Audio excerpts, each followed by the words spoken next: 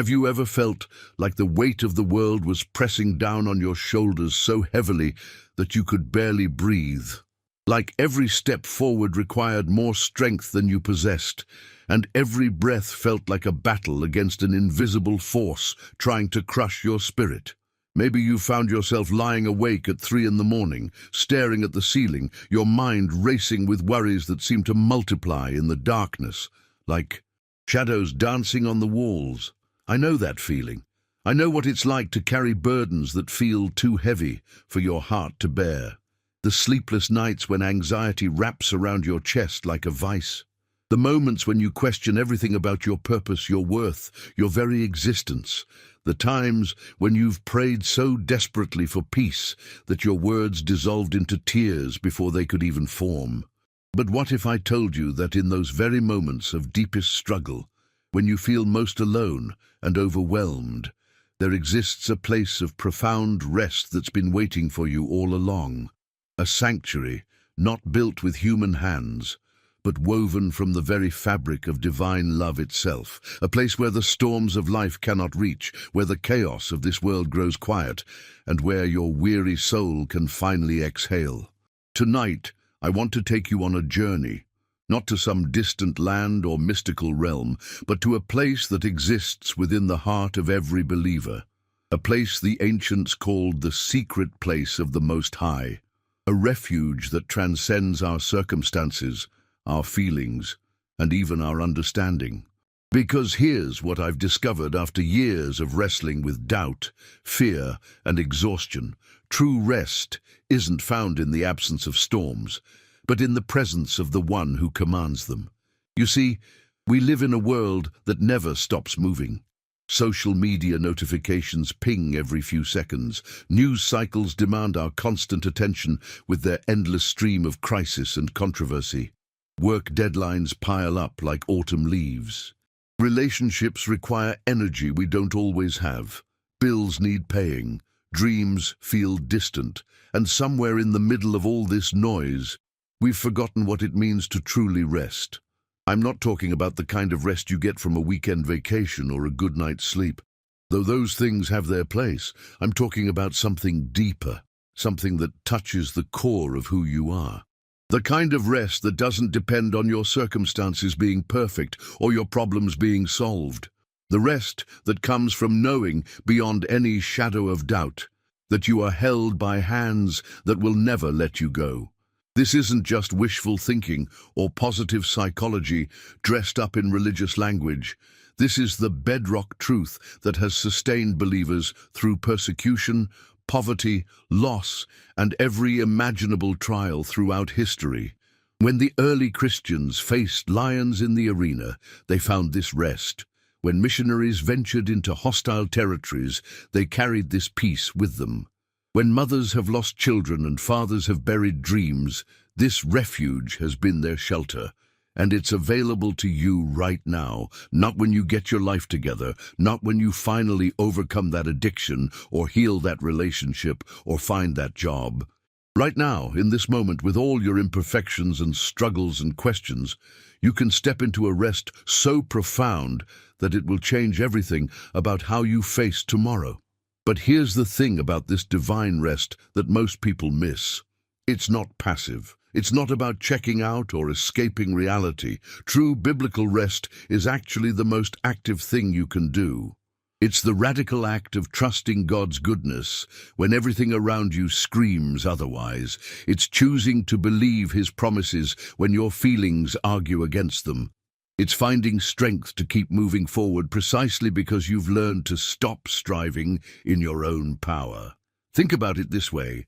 Have you ever watched a bird soar effortlessly on the wind currents?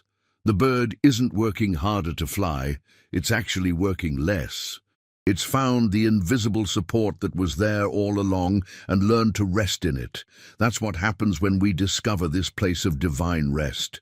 We don't become lazy or passive. We become like that bird, carried by forces greater than ourselves, moving with a grace and ease that defies explanation.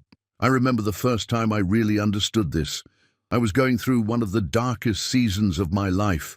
Everything I thought I could count on seemed to be crumbling. My faith felt paper thin. My prayers felt like they were bouncing off the ceiling. I was exhausted from trying to fix everything, control everything, understand everything. And in that place of complete spiritual bankruptcy, something shifted. It wasn't a dramatic moment with angels singing and lights flashing. It was more like the gentle settling of dust after a storm. I simply stopped fighting, not in defeat, but in surrender. I finally understood what it meant to cast my cares upon him, because he cares for me. Not as a religious platitude, but as a lived reality. And in that surrender, I found something I'd been searching for my entire life without even knowing it. Rest, real rest, the kind that goes deeper than your circumstances and stays steady when everything else shakes. The kind that allows you to sleep peacefully, even when tomorrow holds uncertainty. The kind that gives you strength to love others, even when you're running on empty. The kind that reminds you who you are when the world tries to tell you who you should be. Now, I want to be clear about something. This isn't a magic formula that makes all your problems disappear. God isn't a cosmic vending machine where you insert faith and get instant solutions. The Christian life isn't about avoiding suffering. It's about finding meaning and purpose and even joy in the midst of it. But when you discover this place of rest, everything changes about how you carry your burdens. Instead of carrying them alone, you learn to share the load with someone who's infinitely stronger than you. Instead of being crushed by the weight of uncertainty, you discover that your security doesn't depend on having all the answers. Instead of being paralyzed by fear of the future, you find peace in knowing that your times are in his hands. And here's what's beautiful about this divine rest. It's not reserved for the spiritual elite or the theologically sophisticated. It's not something you have to earn through perfect behavior or deep biblical knowledge. It's a gift freely offered to anyone who's tired of carrying life's burdens alone. To anyone who's discovered that human strength has its limits, to anyone who's ready to trade their anxiety for his peace, their striving for his grace, their questions for his presence, the invitation is simple, but it's not easy. It requires something our culture doesn't value: surrender, not the kind of surrender that gives up on life, but the kind that gives up on the illusion that we're in control of life. The kind that stops demanding that God explain himself and starts trusting that his ways are higher than our ways. The kind that finds freedom not in having all the answers, but in knowing the one who does. This is where we're going together in this journey. We're going to explore what it means to find rest for your soul in a world that never stops demanding more from you. We're going to discover how to access this place of peace that exists beyond your circumstances. We're going to learn how to live from a place of rest rather than constantly striving to reach it. But before we go any deeper, I need you to understand something crucial. This isn't about escaping reality or living in denial about the real challenges you face. The God who offers us rest is the same God who walked through suffering himself. He knows what it's like to be misunderstood, rejected, abandoned, and in pain. His invitation to rest comes not from someone who's never suffered, but from someone who's suffered it all and emerged victorious. When Jesus said, "Come to me, all you who are weary and burdened, and I will give you rest," he wasn't speaking from a place of comfortable detachment. He was speaking as someone who understood the full weight of human struggle, someone who had felt the crushing burden of carrying not just his own pain, but the pain of the entire world. And from that place of ultimate understanding, he extends an invitation that changes everything.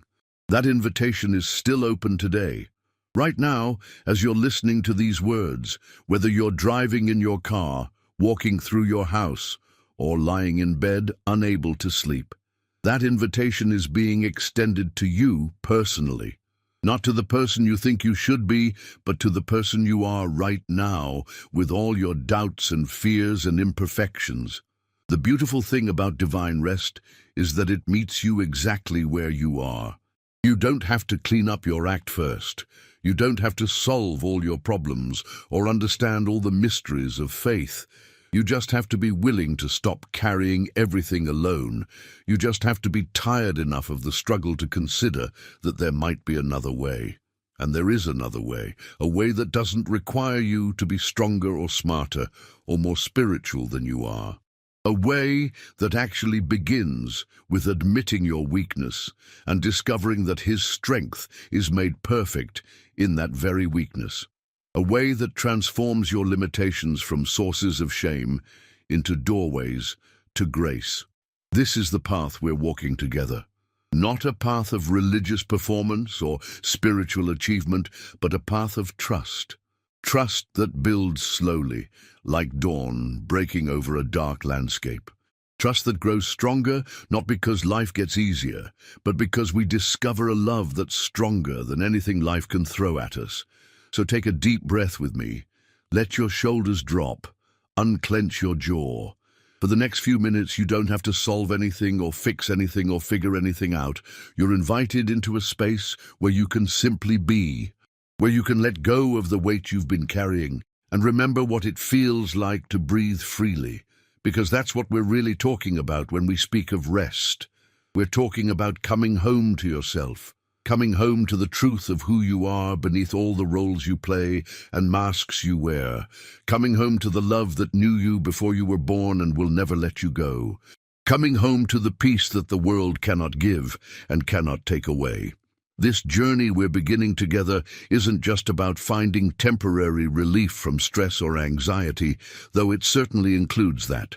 It's about discovering a whole new way of being in the world, a way that's rooted not in what you can do or achieve or control, but in what has already been done for you.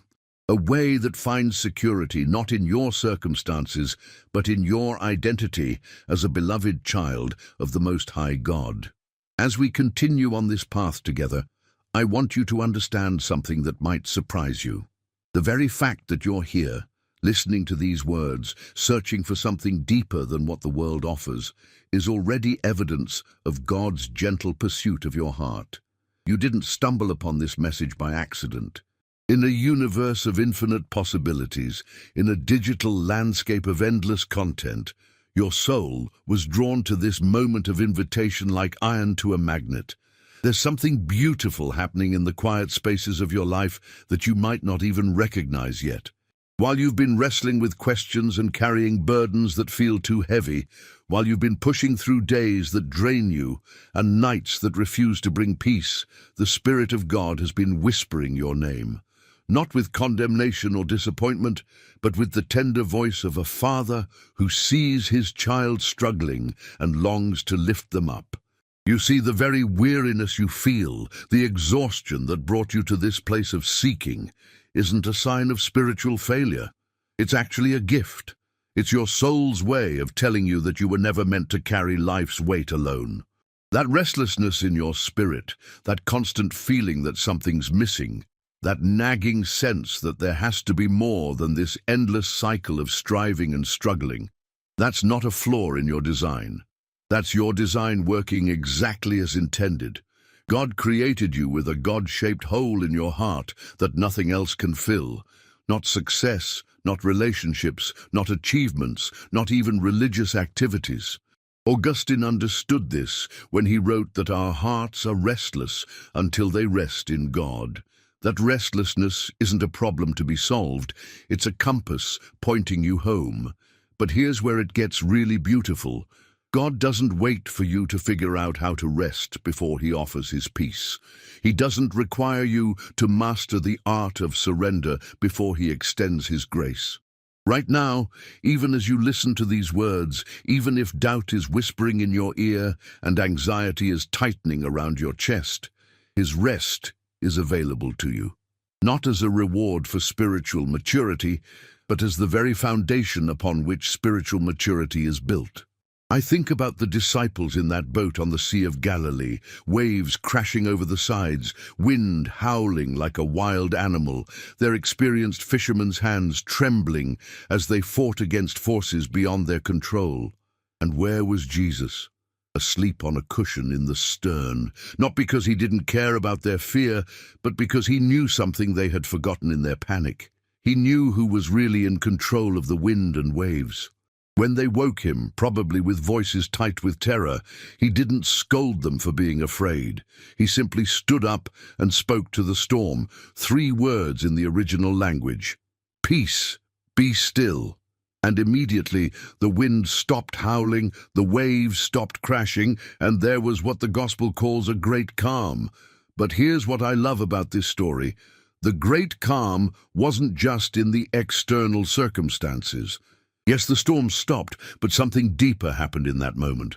The disciples experienced what it meant to be in the presence of someone who had authority over the very forces that threatened to destroy them. They glimpsed what it meant to rest in the middle of circumstances that would normally overwhelm them. That same presence is with you right now.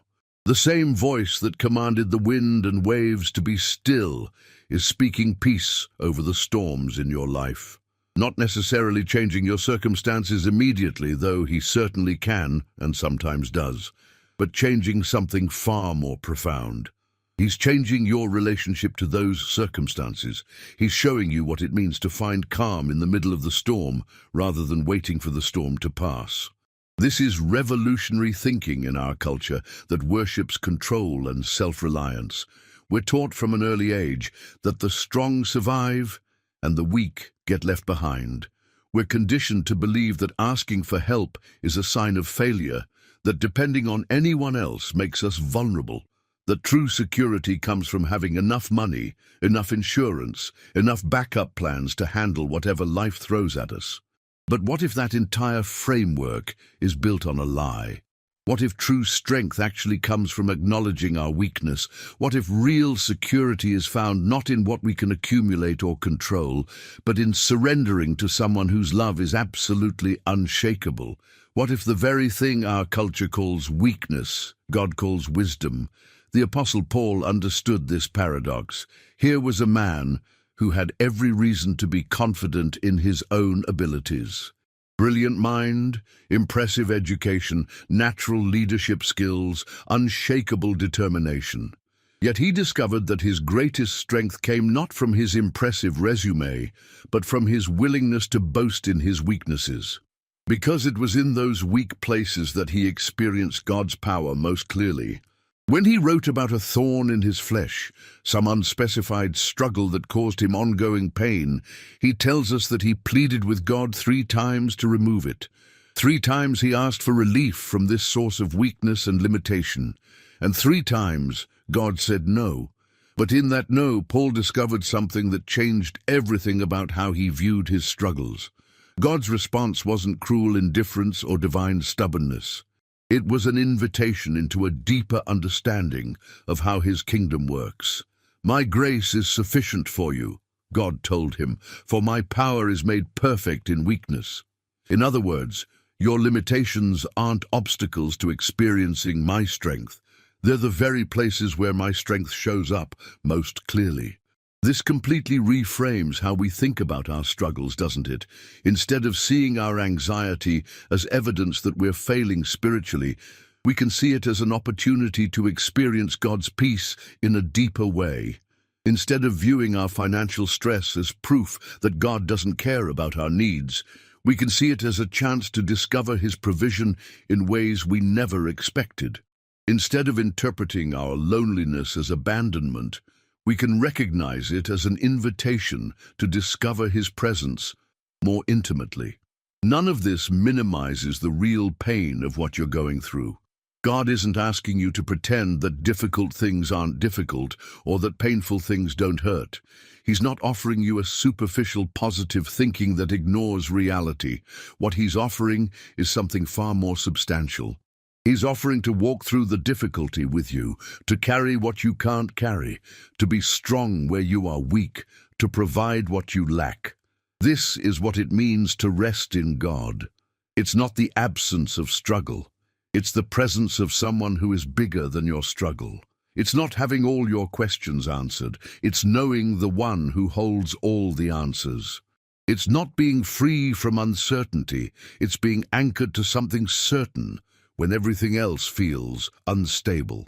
When David wrote in the 23rd Psalm that he would fear no evil because God was with him, he wasn't writing from a place of comfort and ease. He was writing as someone who had faced real enemies, real danger, real threats to his life and well-being. Yet in the middle of those circumstances, he found something that fear couldn't touch.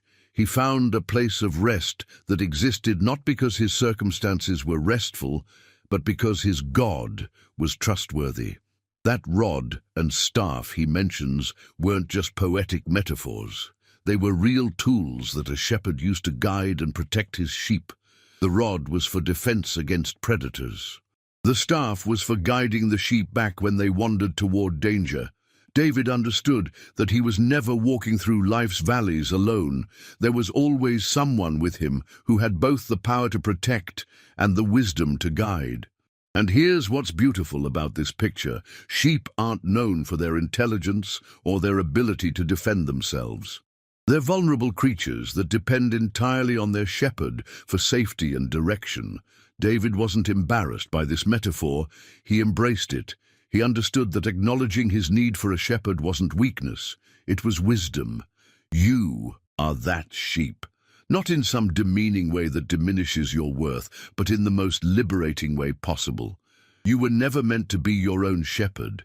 You were never designed to navigate life's dangers alone, or to figure out which path leads to green pastures and still waters.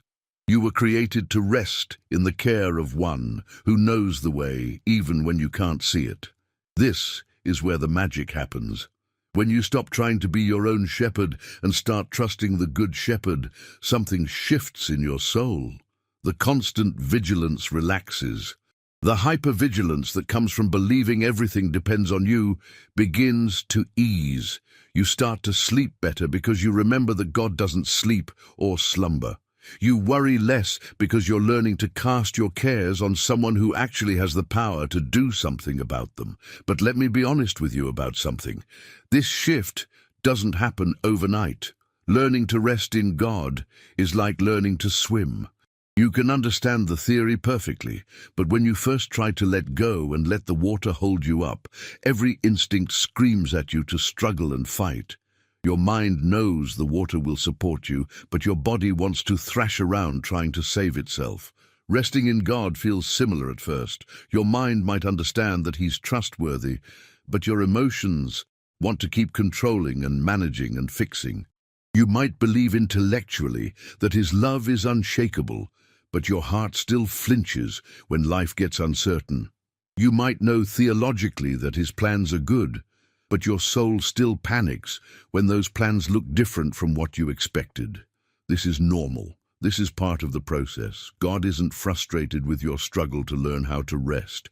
He's patient with your learning curve. He understands that trust is built slowly, through experience, through seeing His faithfulness over time. He knows that surrender is scary when you've been hurt by people who weren't trustworthy. He gets that letting go feels dangerous when you've been disappointed before. That's why His invitation is so gentle. He doesn't demand that you trust Him completely right away. He doesn't require perfect faith before He starts demonstrating His faithfulness. He meets you where you are, with whatever small amount of trust you can muster, and He begins to show you that He's worthy of more. Maybe today you can only trust Him with your next breath. That's enough. Maybe you can only surrender this one moment, this one fear, this one burden that's crushing your chest right now. That's a beautiful beginning. Maybe you can only whisper a prayer that's more question than statement, more plea than praise. He hears it all, and He treasures every tentative step you take toward Him, because here's what He knows that you're still learning. Every time you choose trust over control, every time you choose surrender over striving, every time you choose His peace over your panic, you're not just solving a temporary problem. You're being transformed into someone who can carry peace in any storm, hope in any darkness, joy in any sorrow. This is the rest He's calling you into. Not just relief from your current struggles, but a whole new way of being human. A way that's rooted in love instead of fear, in trust instead of control, in grace instead of performance. A way that finds strength in weakness, wisdom in surrender, and victory in what the world calls defeat. The invitation is still open, the door is still unlocked, the arms are still outstretched. Come as you are with all your doubts and fears and imperfections. Come tired, come weary, come burdened. Come empty-handed and discover that empty hands are exactly what He's been waiting to fill. Your rest is not a destination you have to travel to reach. It's a person who has already traveled every mile to reach you. The question isn't whether you deserve this rest. The question isn't whether you've earned it through enough prayer or good deeds or spiritual disciplines. The question isn't even whether you fully understand it or can explain it to someone else. The only question that matters is this: are you ready to stop running from the very thing your soul has been searching for? I know what it's like to run from rest. It sounds contradictory, doesn't it? Who runs from rest? Who flees from peace? Who rejects comfort when they're exhausted? But that's exactly what we do when we've been conditioned to believe that our worth comes from our productivity, that our value is measured by our achievements, that stopping means failing. We run from rest because we've been taught that it's selfish. We convince ourselves that we don't have time for it, that too many people are depending on us, that too many responsibilities are piling up. We tell ourselves that we'll rest later, when the project is finished, when the kids are older, when the debt is paid off, when life finally slows down. But life never slows down. The demands never decrease. The pressure never lets up on its own. What if the very thing you think you can't afford to do is actually the thing that will make everything else possible? What if stepping into God's rest isn't an escape from your responsibilities, but the key to carrying them with grace? What if the peace you've been putting off until someday is actually the fuel you need for today? There's a reason why God commanded rest. Not suggested it, not recommended it as a nice idea for people who have their lives together. He commanded it, made it one of the 10 fundamental principles for human flourishing, because He knew something about how He designed us that we keep trying to forget. He knew that we weren't built to run on empty indefinitely. He knew that our souls require rhythms of work and rest, of striving and surrendering, of doing and being.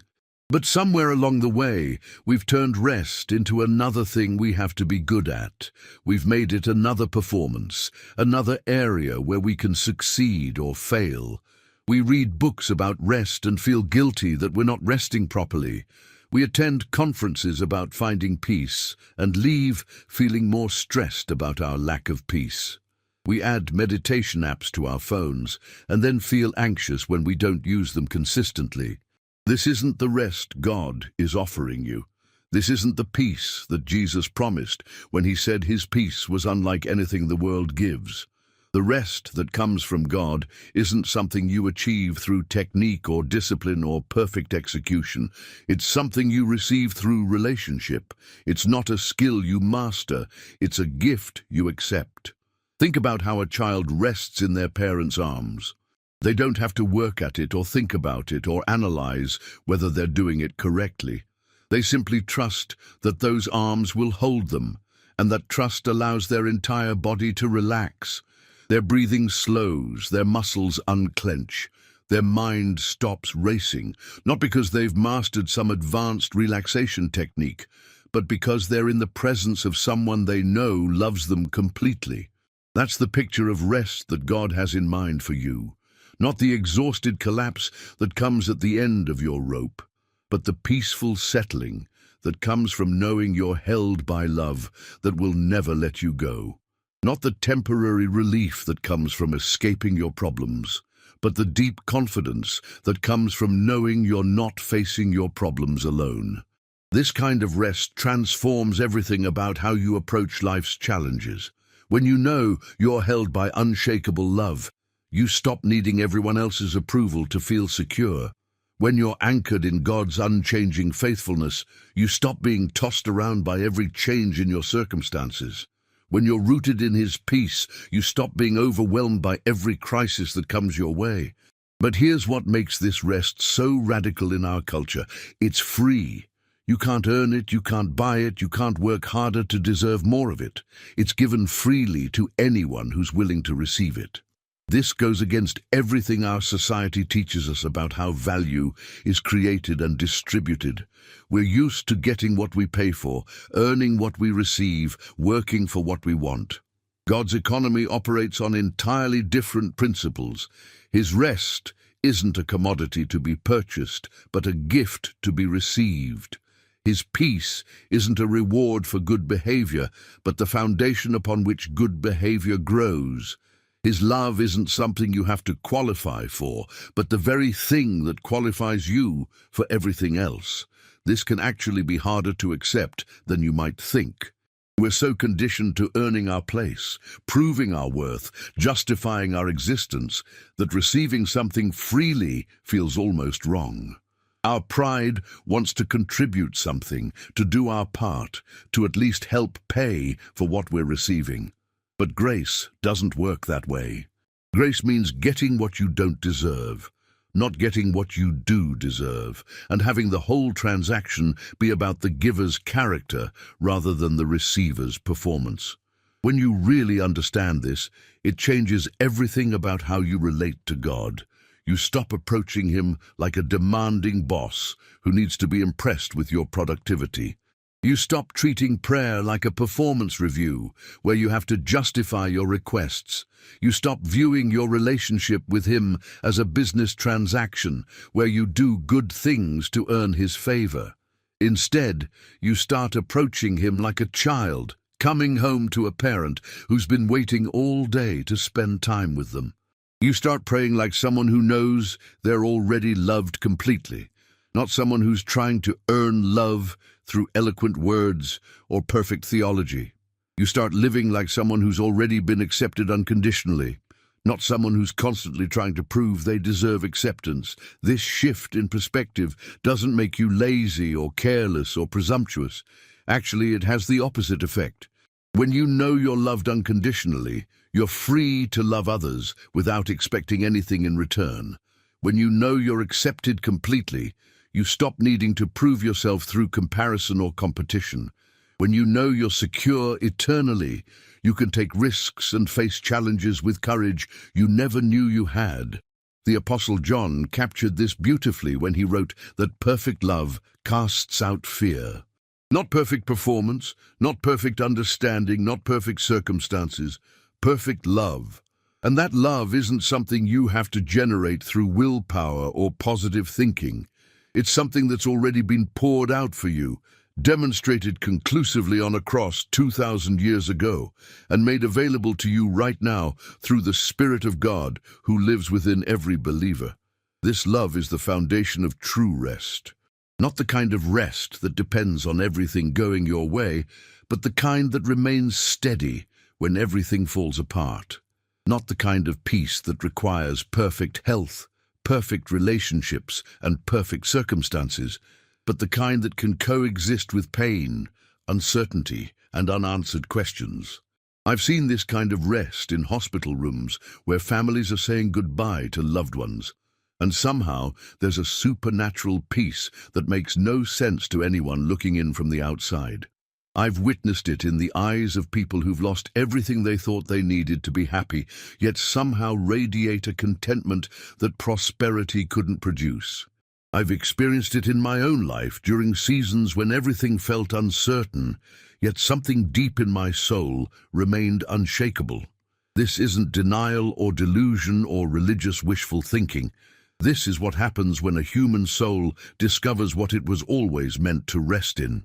This is what occurs when we stop trying to find our security in things that were never designed to bear that weight and start anchoring ourselves to the only foundation that cannot be moved. But let me address something that might be stirring in your heart right now. Maybe you're thinking, this sounds beautiful in theory, but you don't know my situation. You don't understand the specific pressures I'm under, the particular fears that keep me awake at night, the unique challenges that make rest feel impossible. And you're right. I don't know your specific circumstances, but I know the God who does. He knows about the diagnosis that changed everything. He knows about the relationship that ended when you thought it would last forever. He knows about the dream that died when you least expected it. He knows about the financial pressure that feels crushing. He knows about the family dynamics that drain your energy. He knows about the work situation that feels impossible. He knows about the addiction you're fighting. He knows about the depression that makes everything feel heavy. He knows about the anxiety that makes your chest tight and your breathing shallow. And he's not offering you rest in spite of these things or as an escape from these things. He's offering you rest in the middle of these things. Rest that doesn't depend on your circumstances changing, but on your relationship with him deepening. Rest that doesn't require all your questions to be answered, but trusts that the one who holds all the answers is trustworthy. This is where faith becomes practical rather than theoretical. This is where trust moves from your head to your heart. This is where the rubber meets the road in your spiritual life. Anyone can believe in God's goodness when life is going well. Anyone can trust his love when everything is working out according to plan. But real faith, the kind that transforms lives and moves mountains and changes the world, is faith that holds on when everything else lets go. The writer of Hebrews understood this when he described faith as being sure of what we hope for and certain of what we do not see. Not sure of what we can see with our physical eyes or understand with our logical minds, but sure of what we hope for, certain of what we cannot see. This is faith that operates in a different dimension than sight, that functions by different rules than logic, that draws its confidence from a different source than circumstances. This kind of faith doesn't ignore reality. It interprets reality through the lens of God's character and promises. It doesn't pretend that difficult things aren't difficult. It maintains that difficult things aren't ultimate. It doesn't claim that painful experiences don't hurt. It insists that painful experiences don't have the final word. When you learn to rest in this kind of faith, something supernatural begins to happen in your daily life. You start carrying yourself differently, not with the brittle confidence that comes from having everything under control, but with the relaxed strength that comes from knowing you're held by someone who does. You start sleeping better because you remember that God is awake. You start worrying less because you're learning to transfer your burdens to someone who can actually do something about them. Your relationships begin to change too. When you're not desperately trying to get your needs met through other people, you're free to love them without agenda. When you're not constantly seeking validation from human sources, you can offer genuine encouragement to others. When you're not competing for limited resources like approval or significance, you can celebrate other people's success without feeling threatened by it. Even your work takes on a different quality. You're still committed, still excellent, still diligent, but you're not frantic about it. You're not driven by the fear of failure or the need to prove yourself. You work from rest rather than toward rest. You serve from overflow rather than from emptiness. You give from abundance rather than from scarcity. This doesn't happen overnight, and it doesn't happen without intention. Learning to rest in God is like learning any new skill. It requires practice, patience, and persistence. There will be days when you forget and slip back into old patterns of striving and controlling. There will be moments when anxiety grabs you and you react with panic instead of peace. There will be seasons when you feel like you're starting over again with the basics of trust. This is all normal. This is all part of the process. God isn't surprised by your learning curve. He's not frustrated with your inconsistency. He's not keeping score of how many times you get it right versus how many times you forget. He's like a patient teacher working with a beloved student, celebrating every small step forward and remaining committed to the process regardless of how long it takes. The beautiful thing about God's rest is that it's always available for a fresh start. Every morning brings new mercies, new opportunities to choose trust over worry, new invitations to surrender what you cannot control. You don't have to wait until you've mastered the art of resting before you can begin to experience its benefits. You can start right where you are, with whatever small step of faith you can manage today. Maybe that step is simply acknowledging that you can't carry everything alone. Maybe it's admitting that you need help beyond what human wisdom and strength can provide. Maybe it's whispering a prayer that you're not even sure you believe yet. Maybe it's just being still for 5 minutes and paying attention to your breathing, remembering that every breath is a gift you didn't earn and can't manufacture. Whatever that first step looks like for you, know that it's enough. Know that it matters. Know that the God who spoke the universe into existence is paying attention to your tentative movements toward him. Know that the same power that raised Jesus from the dead is available to lift you out of whatever grave of exhaustion or despair or fear you've been living in. Your past failures don't disqualify you from this rest. Your current struggles don't make you ineligible for this peace. Your future uncertainties don't put this love out of reach. Right now, in this moment, with all your imperfections and questions and doubts, you are invited to come home to yourself by coming home to the God who made you. The door is open. The light is on. Someone is waiting who has been preparing a place for you since before you were born.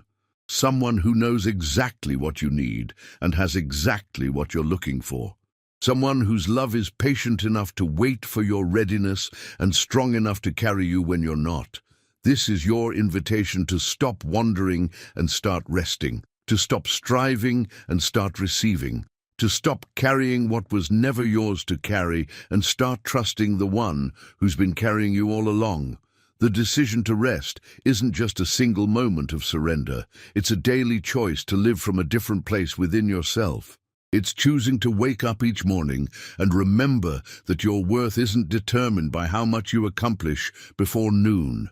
It's deciding to breathe deeply when that familiar knot of anxiety starts forming in your stomach, reminding yourself that your security doesn't depend on having everything figured out. I want you to imagine something with me. Picture yourself standing at the edge of a vast ocean at sunset. The waves are rolling in with perfect rhythm, each one washing away the footprints and debris from the day before. The horizon stretches endlessly in front of you, painted in colors that no human artist could replicate. Behind you, the noise and chaos of daily life seems distant, muffled by the sound of water meeting shore. Now imagine that this ocean represents the vastness of God's love for you. Each wave that touches your feet is another reminder that His mercies are new every morning. The rhythm you feel isn't random. It's the heartbeat of divine grace, steady and sure and never-ending. The horizon that seems to go on forever is a picture of His faithfulness that has no beginning and no end. This isn't just poetry or metaphor. This is the reality you're invited to live in every single day. Not as an escape from your real life, but as the foundation underneath your real life. The same God who set the boundaries for those ocean waves has set boundaries around your life that nothing can cross without His permission. The same power that keeps the tides flowing in perfect order is the power that's working all things together for your good. But here's what I've learned about stepping into this reality. It feels vulnerable at first. When you've spent years building walls around your heart to protect yourself from disappointment, opening up to receive God's love can feel risky. When you've been conditioned to believe that you have to earn everything good that comes your way, accepting grace can feel almost dangerous. Your mind might start asking questions like, what if I trust Him and He lets me down? What if I surrender control and everything falls apart? What if I stop striving and I lose everything I've worked for? What if this peace is just temporary and I end up more disappointed than before? These are honest questions, and God isn't offended by them. In fact, He welcomes them because they show that you're taking this seriously. He'd rather have your honest doubts than your fake certainty. He'd rather walk with you through real questions than pretend alongside you that everything is simple. The truth is, choosing to rest in God doesn't guarantee that your circumstances will always be comfortable. It doesn't mean you'll never face challenges or experience loss or go through seasons of confusion. What it means is that you'll never face any of those things alone. What it promises is that nothing you encounter will ever be stronger than the love that holds you. I think about Job, a man who lost everything he valued in the span of a few chapters: his wealth, his health, his children, his reputation. Everything that might have given him a sense of security was stripped away. His friends told him it must be his fault. His wife told him to curse God and die. He sat in ashes, scraping his sores with broken pottery, trying to make sense of suffering that seemed senseless. Yet somewhere in the middle of that darkness, he made one of the most profound statements of faith ever recorded. "Though he slay me, yet will I trust in him." Not, "I'll trust him if he fixes everything," or "I'll trust him when I understand why this happened." Just, "I'll trust him." Period. Even if trusting him costs me everything else. That's the kind of rest we're talking about. Not the shallow peace that depends on favorable circumstances, but the deep trust that can coexist with pain, confusion, and unanswered questions.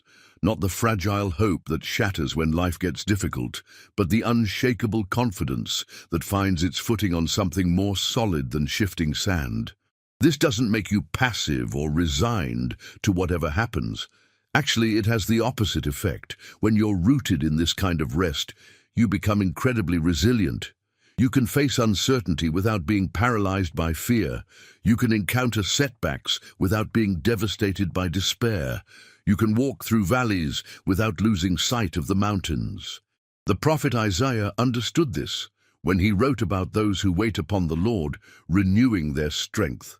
The Hebrew word for wait there doesn't mean sitting around doing nothing until God shows up.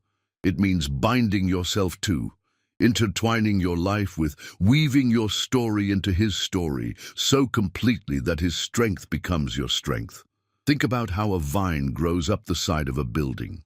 The vine doesn't have the structural integrity to stand tall on its own, but as it wraps itself around the solid framework of the building, it can reach heights it never could have achieved independently.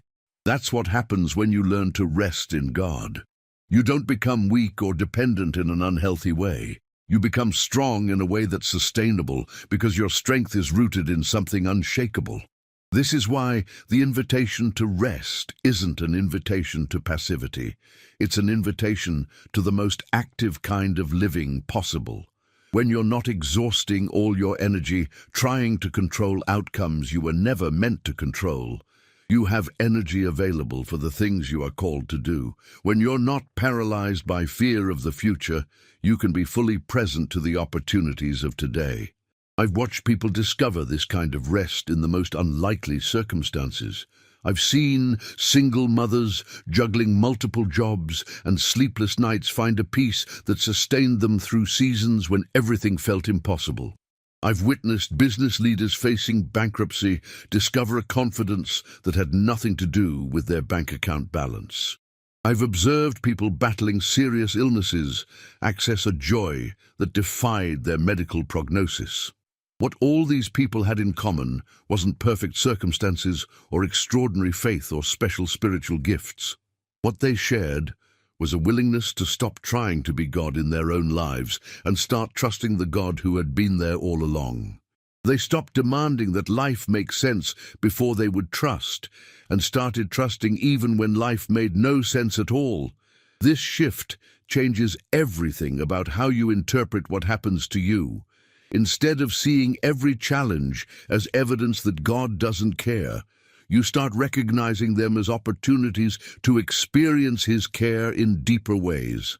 Instead of viewing every closed door as rejection, you begin to trust that he's directing your steps toward something better. Instead of interpreting every delay as abandonment, you learn to see them as preparation for what's coming next. The story changes when you understand that you're not just a random collection of atoms spinning through space, hoping that things work out in your favor. You're a beloved child of the creator of the universe, held by love that existed before time began and will continue after time ends. You're not at the mercy of chance or fate or luck. You're under the protection of someone who has already demonstrated the depth of his commitment to you. But let me be specific about what this looks like in the everyday moments of your life. When you wake up at 3 in the morning with your mind racing about tomorrow's presentation, instead of lying there rehearsing worst-case scenarios, you can breathe deeply and remember that your worth isn't determined by how perfectly you perform. You can whisper a prayer acknowledging that you've done what you can to prepare and trust that God will give you what you need when you need it. When you're sitting in the doctor's office waiting for test results, instead of letting your imagination run wild with possibilities you can't control, you can rest in the knowledge that whatever those results say, they don't change your identity or your destiny. You can remind yourself that the same God who has walked with you through every previous challenge is already present in whatever comes next. When you're having that difficult conversation with your teenager who seems determined to make choices that terrify you, instead of trying to control their every decision through fear or manipulation, you can rest in the truth that God loves them even more than you do. You can do your part to guide and support and set boundaries, then trust that the same Spirit who's working in your heart is also working in theirs. When you're facing a financial crisis that keeps you awake at night, calculating and recalculating numbers that don't add up the way you need them to, instead of carrying the crushing weight of providing for everyone who depends on you, you can remember that your Heavenly Father knows what you need before you ask. You can do the practical things within your control, then rest in His promise that He will supply according to His riches in glory. This isn't about becoming irresponsible or naive about real challenges. It's about learning to carry only the weight you were designed to carry while letting God carry the rest. It's about distinguishing between your part and His part, then faithfully doing yours while trusting Him with His. The beautiful thing about this kind of living is that it actually makes you more effective, not less. When you're not wasting energy on worry and control, you have more resources available for creativity and problem solving. When you're not paralyzed by fear of making the wrong decision, you can move forward with confidence that God can work through your choices even when they're imperfect. When you're not carrying resentment about things that didn't go according to your plan, you can remain open to opportunities you never expected. I remember talking to a woman who had been diagnosed with a chronic illness that would significantly limit her mobility and energy. She described the first few months after diagnosis as a season of intense grief, not just for her health, but for all the dreams and plans that now seemed impossible. She went through anger, bargaining, depression, all the stages that come with accepting a new reality you never wanted. But somewhere in that process, she told me, something shifted. She realized that she had been putting her hope in her own strength and health and ability to make things happen. The illness, devastating as it was, had stripped away her illusion of control and forced her to discover a source of strength she had never accessed before. Not strength to pretend everything was fine or to deny the real limitations she now faced, but strength to live fully within those limitations. She started focusing on what she could do instead of what she couldn't do. She found ways to serve others that didn't require physical energy, but drew on wisdom and compassion she had developed through suffering. She discovered gifts and callings she had never explored when she was too busy trying to build the life she thought she wanted. She learned to rest in ways that were deeper than just physical recovery. What struck me most about her story wasn't that she had found a way to be happy despite her circumstances. It was that she had found a way to be at peace with her circumstances. She wasn't pretending they were good or denying that they were challenging. She was simply resting in the knowledge that they weren't outside of God's awareness or beyond his ability to redeem for good. This is what rest looks like in real life. Not the absence of difficulty, but peace in the presence of difficulty. Not having all your questions answered, but trusting the character of the one who holds all the answers. Not getting everything you want when you want it, but believing that what you receive is filtered through love that sees what you can't see and knows what you don't know. The scripture tells us that God's thoughts are higher than our thoughts, and his ways are higher than our ways. This isn't meant to be frustrating or mysterious in a cruel way. It's meant to be comforting. It means that when you can't figure out how the pieces of your life are going to fit together, someone who sees the whole picture is working on your behalf. When you can't understand why certain doors close or certain paths lead to dead ends, someone who knows where you're ultimately headed is directing your steps. This requires a different kind of intelligence than what our culture values. It requires the wisdom to know when to act and when to wait, when to speak and when to be silent, when to hold on and when to let go. It requires the humility to admit that your perspective is limited and the faith to trust that his perspective is perfect. But here's what makes this possible. You don't have to understand God's ways to benefit from them. You don't have to figure out his timing to rest in his faithfulness. You don't have to see the full plan to trust the planner, just like you don't have to understand how electricity works to flip a light switch. You don't have to comprehend all the mysteries of divine sovereignty to experience divine peace. What you need is simply to acknowledge your need and accept his provision, to admit your weakness and receive his strength, to confess your confusion and trust his wisdom, to surrender your timeline and embrace his process. This surrender isn't a one-time event, but a daily choice, sometimes a moment-by-moment choice. Every time you feel that familiar anxiety rising in your chest, you have an opportunity to practice surrender. Every time you catch your mind spinning with worst-case scenarios, you can choose to redirect your thoughts toward God's faithfulness. Every time you feel the urge to control outcomes that are beyond your influence, you can release them into hands that are big enough to hold them. The more you practice this, the more natural it becomes. Like any skill, it develops through repetition. The neural pathways in your brain literally begin to change as you create new patterns of thinking and responding. What once felt impossible starts to feel possible. What once required tremendous effort starts to happen more automatically. But even on the days when it feels hard, even when surrender feels like the last thing you want to do, even when trust seems to require more strength than you have, remember that God's grace is sufficient for your weakness. He doesn't expect you to be strong enough to rest perfectly. He knows that learning to rest is work, and he provides the strength for that work, just like he provides strength for everything else. The Apostle Paul discovered this when he pleaded with God to remove his thorn in the flesh.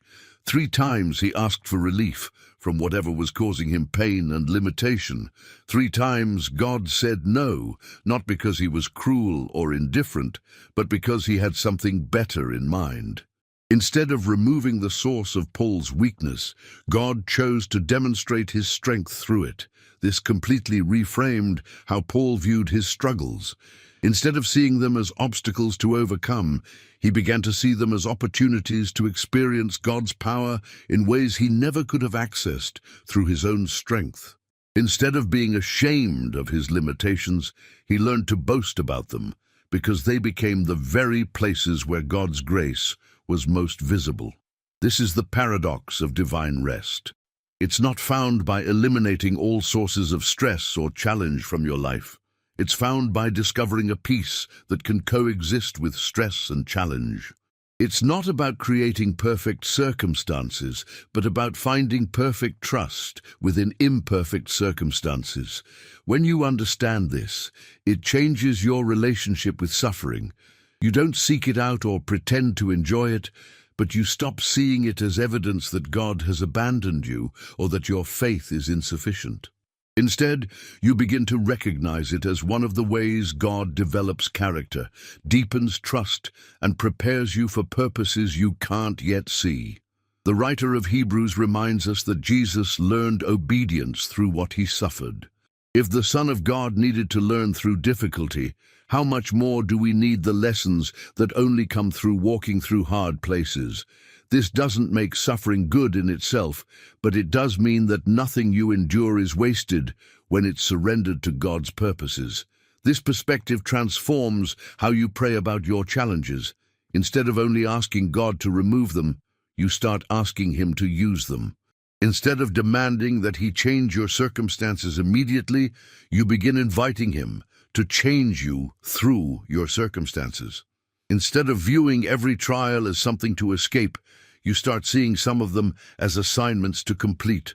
This doesn't mean you become passive or stop working towards solutions. It means you hold your efforts with open hands, doing what you can while trusting God with what you can't. It means you pursue healing while resting in His love, whether healing comes or not. It means you work for justice while finding peace in His ultimate justice, even when earthly justice seems delayed. The prophet Habakkuk wrestled with this tension between action and rest, between working for change and trusting God's timing.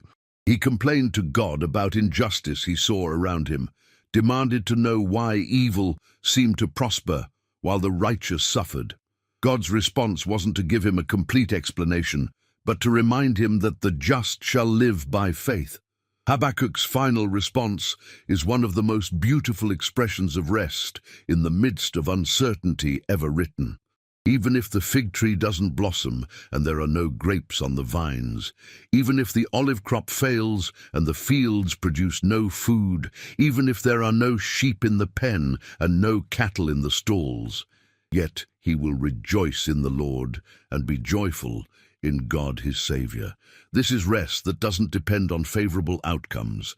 This is peace that exists independently of circumstances. This is joy that flows from relationship rather than results. This is what becomes possible when you stop trying to find your security in things that can be taken away and start anchoring yourself to the one who cannot be moved. But let me address something that might be stirring in your heart as you listen to all this. Maybe you're thinking, this sounds beautiful, but I've tried to trust God before, and I felt like He let me down. I've surrendered my concerns to Him, and the situations didn't improve. I've prayed for peace, and still felt anxious. What am I doing wrong? The first thing I want you to know is that you're not doing anything wrong. Disappointment with God is often part of the journey toward deeper faith, not evidence that you're failing spiritually. Even John the Baptist, the one who baptized Jesus and heard God's voice from heaven declaring His pleasure in His Son, later sent messengers from prison asking, "Are you the one who is to come, or should we expect someone else?" John's circumstances weren't what he expected when he committed his life to preparing the way for the Messiah. Instead of being honored for his faithfulness, he was imprisoned for his boldness. Instead of seeing immediate victory for God's kingdom, he was facing probable execution. His questions weren't signs of weak faith, but honest responses to the gap between his expectations and his experience. Jesus didn't rebuke John for his doubts. Instead, he affirmed John's significance and reminded him of the evidence of God's power at work. He understood that faith doesn't mean never having questions. It means continuing to trust, even when the questions don't have easy answers. Your disappointments with God aren't obstacles to finding rest in Him. They're often the very experiences that lead you to discover what real rest looks like. Shallow rest depends on getting what you want when you want it. Deep rest trusts God's goodness even when His methods don't match your preferences. Maybe the prayer you thought He didn't answer was actually answered in a way you couldn't recognize at the time. Maybe the door you thought He should have opened was actually protecting you from something that would have harmed you. Maybe the delay you interpreted as rejection was actually preparation for something better than what you originally requested. This doesn't mean you should stop bringing your honest desires to God or that you should pretend to be content with things that genuinely hurt you. It means you can trust that his love for you is so complete that he will sometimes say no to your requests in order to give you something better. It means you can rest in his character even when you can't understand his choices. The kind of rest God offers isn't dependent on your ability to figure him out or predict his actions. It's based on his demonstrated commitment to your ultimate good, proven most clearly in the cross, where he gave up what was most precious to him to secure what was most necessary for you. When you feel like he's let you down, remember that he felt let down too. When you feel abandoned in your darkest hour, remember that he experienced abandonment in his. When you wonder if he really understands what you're going through, remember that he chose to go through it himself, rather than remaining distant from human suffering. This is why you can rest in him even when you can't rest in your circumstances. This is why you can trust his heart even when you can't trace his hand. This is why you can find peace in his presence even when you can't find answers to your questions. The rest he offers isn't the absence of mystery, but peace in the presence of mystery. It's not having all your prayers answered the way you want, but trusting the wisdom of the one who sees what you can't see. It's not understanding his timing, but believing in his faithfulness, regardless of timing. This kind of rest grows stronger through testing, not weaker. Like a muscle that develops through resistance, faith that survives disappointment becomes faith that can handle even greater challenges. Trust that persists through unanswered questions becomes trust that doesn't need all the answers to remain steady. You're not behind in your spiritual journey because you've struggled with doubt or disappointment. You're actually right on schedule for the kind of deep, mature faith that can carry you through whatever life brings. The very struggles you thought disqualified you from God's rest are actually preparing you to experience it more fully than you ever imagined possible. The question isn't whether you've struggled enough to deserve rest or whether you've learned enough lessons to qualify for peace. The question is whether you're ready to stop measuring your worthiness by human standards and start accepting your belovedness based on divine declaration. Because here's what changes everything about this journey. God's rest isn't offered to you because you've finally gotten your act together. It's offered to you precisely because you can't get your act together on your own. This flies in the face of everything we've been taught about earning our place in the world. From childhood, we learn that good behavior gets rewarded and bad behavior gets punished. We're conditioned to believe that love must be earned through performance, that acceptance comes through achievement, that security is built through accumulation. But God's kingdom operates on entirely different principles. In his economy, the last are first and the first are last. The weak are made strong through their weakness. The broken are healed through their brokenness. The weary find rest not by working harder, but by admitting they can't work anymore. This isn't just counterintuitive, it's revolutionary. I think about the parable Jesus told of the workers in the vineyard. Some worked all day in the scorching heat, sweat pouring down their faces, backs aching from hours of labor. Others were hired at the 11th hour, barely getting their hands dirty before the workday ended. Yet when payment time came, everyone received the same wage. The all-day workers were indignant. It wasn't fair. It didn't make sense according to normal business principles. But that's exactly the point. God's grace doesn't operate according to normal business principles. His love isn't distributed based on how long you've been serving or how hard you've been working or how perfectly you've been performing. It's given freely to anyone who's willing to receive it, whether they've been in the vineyard all day or just arrived in the final hour. This means that your past doesn't disqualify you from present rest. The mistakes you made yesterday don't determine the peace available to you today. The seasons when you walked away from faith don't cancel out your invitation to return. The times when you doubted God's goodness don't forfeit your right to experience that goodness now. Maybe you've been carrying shame about spiritual failures that happened years ago. Maybe you've been telling yourself that you had your chance and blew it, that God must be disappointed in your inconsistency, that other people deserve his attention more than you do because they've been more faithful. These thoughts aren't coming from the heart of God.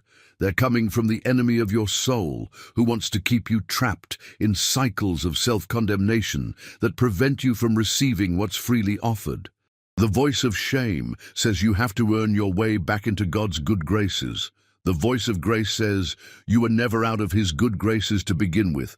The voice of condemnation says you've used up all your chances. The voice of love says his mercies are new every morning. The voice of fear says you're too far gone to be welcomed home. The voice of the Father says he's been watching for your return and planning a celebration. This is why the invitation to rest is so radical. It's not extended to the spiritually elite who have mastered the art of holy living. It's not reserved for those who have their theology perfectly organized or their devotional life consistently maintained. It's offered to the struggling, the doubting, the failing, the trying again and falling again crowd. It's for people who are tired of pretending they have it all together and ready to admit they need help. When Jesus said, "Come to me, all you who are weary and burdened," he wasn't speaking to a congregation of spiritual superstars. He was addressing ordinary people dealing with extraordinary pressures, tax collectors wrestling with guilt about their compromised integrity, fishermen worried about providing for their families, women marginalized by society's prejudices, men carrying the weight of others' expectations, people just like you facing challenges that felt bigger than their ability to handle them. His invitation wasn't conditional on them cleaning up their lives first. He didn't say, "Come to me, all you who have your act together." He didn't require them to pass a spiritual maturity test or demonstrate consistent prayer lives or prove their worthiness through sacrificial service. He simply said, "Come as you are, and I will give you rest." That same invitation echoes through time and space to reach you right where you are in this moment, not where you think you should be spiritually, but where you actually are. Not the polished version of yourself that you present to others, but the real version that struggles with doubt and fear and confusion. Not the person you're trying to become, but the person you are right now. This radical acceptance doesn't make God naive about your flaws or indifferent to your growth. He sees you more clearly than you see yourself, knows your weaknesses better than you know them, understands your struggles more deeply than you understand them. But his love isn't diminished by what he sees.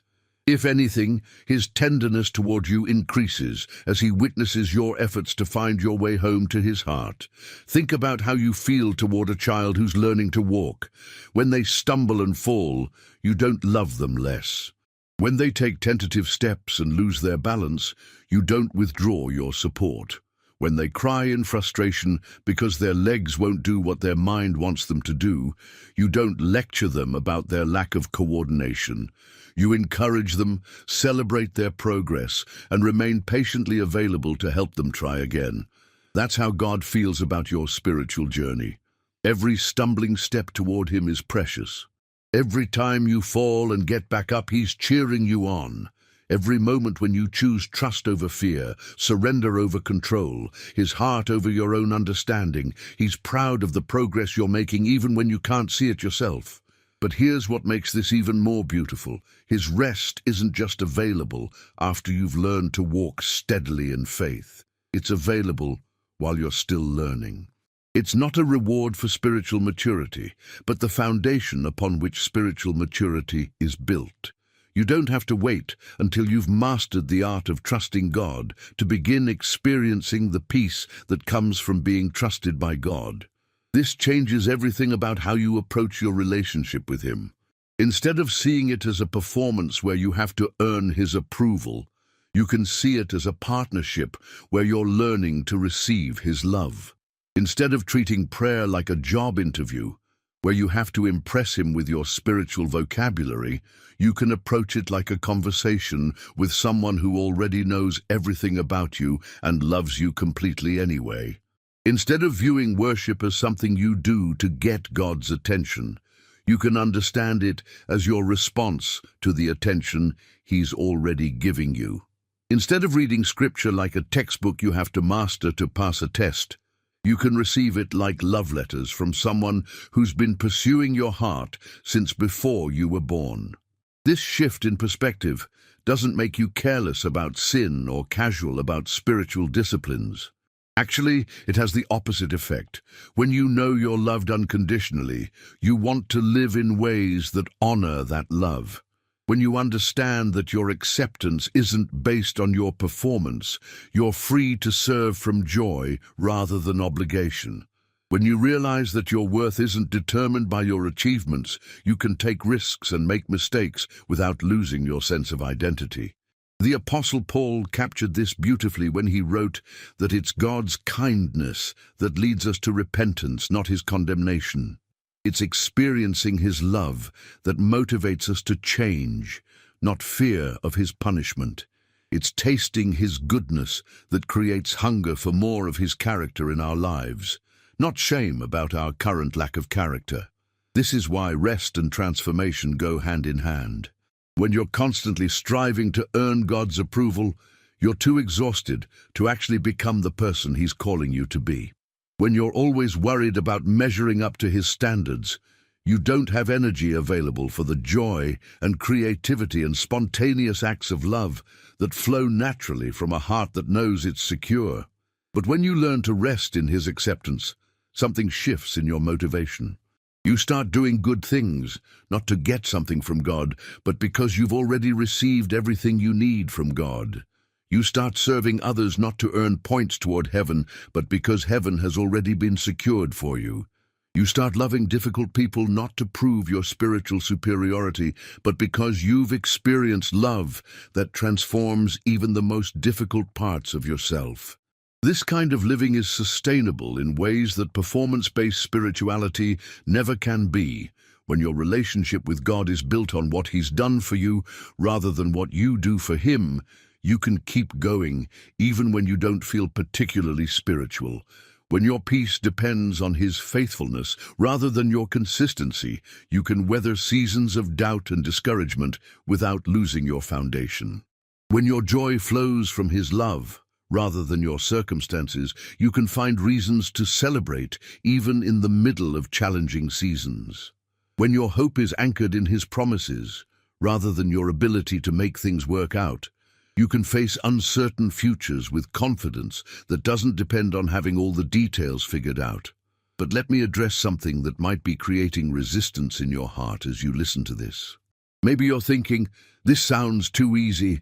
Surely there must be more required of me than just receiving what's freely offered. Doesn't faith require effort?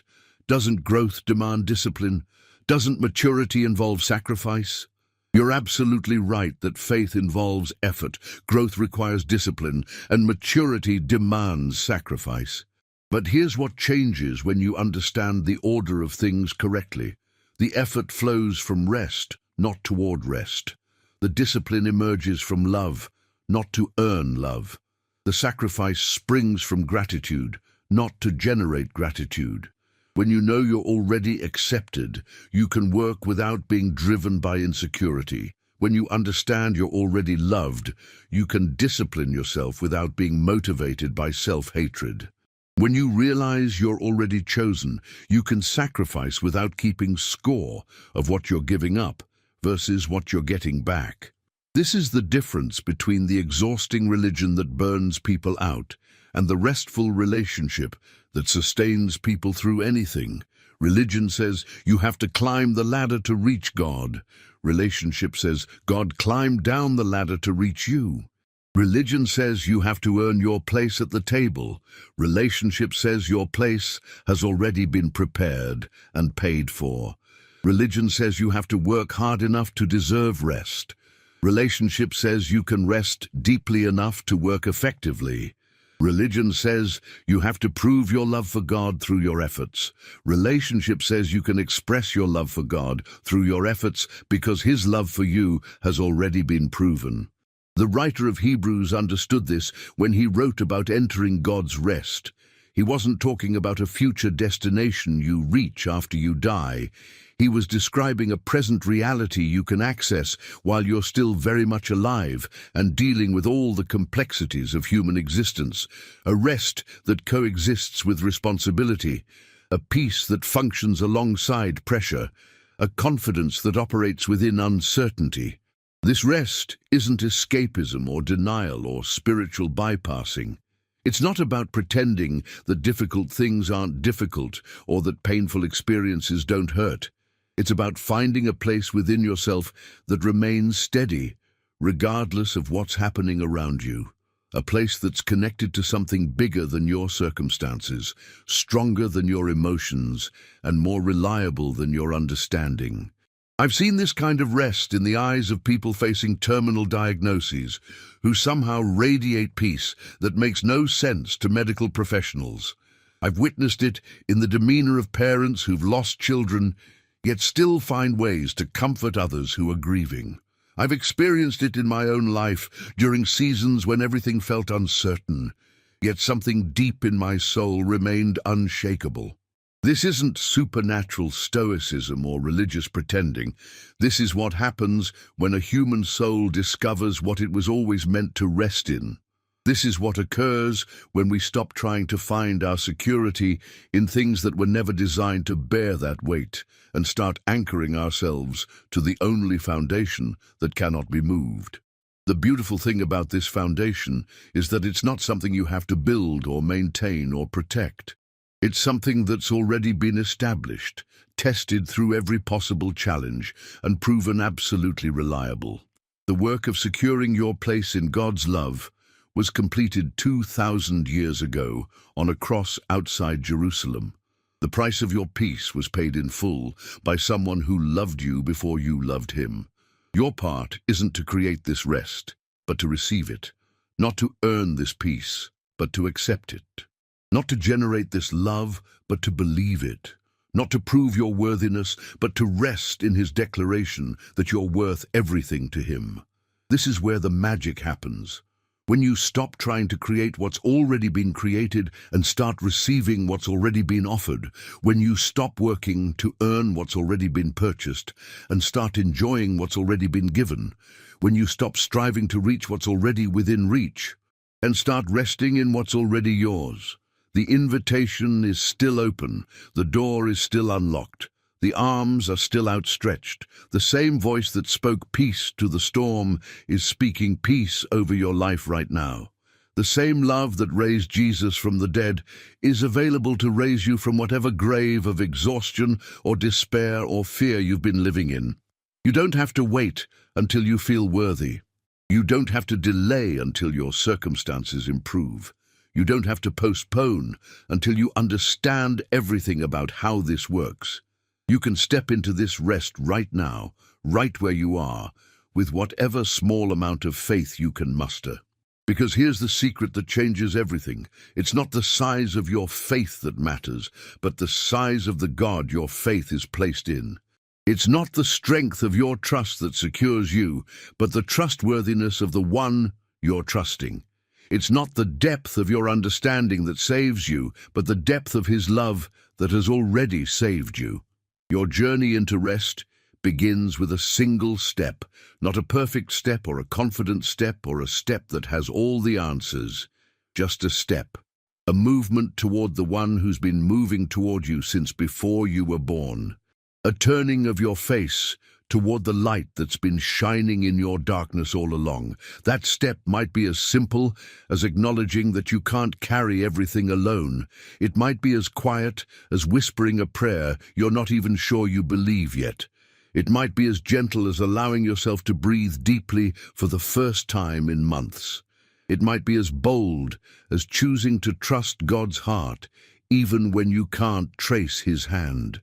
Whatever that step looks like for you, know that it's enough. Know that it matters. Know that the God who spoke the universe into existence is paying attention to your tentative movements toward him. Know that every step toward rest is a step toward the life you were always meant to live.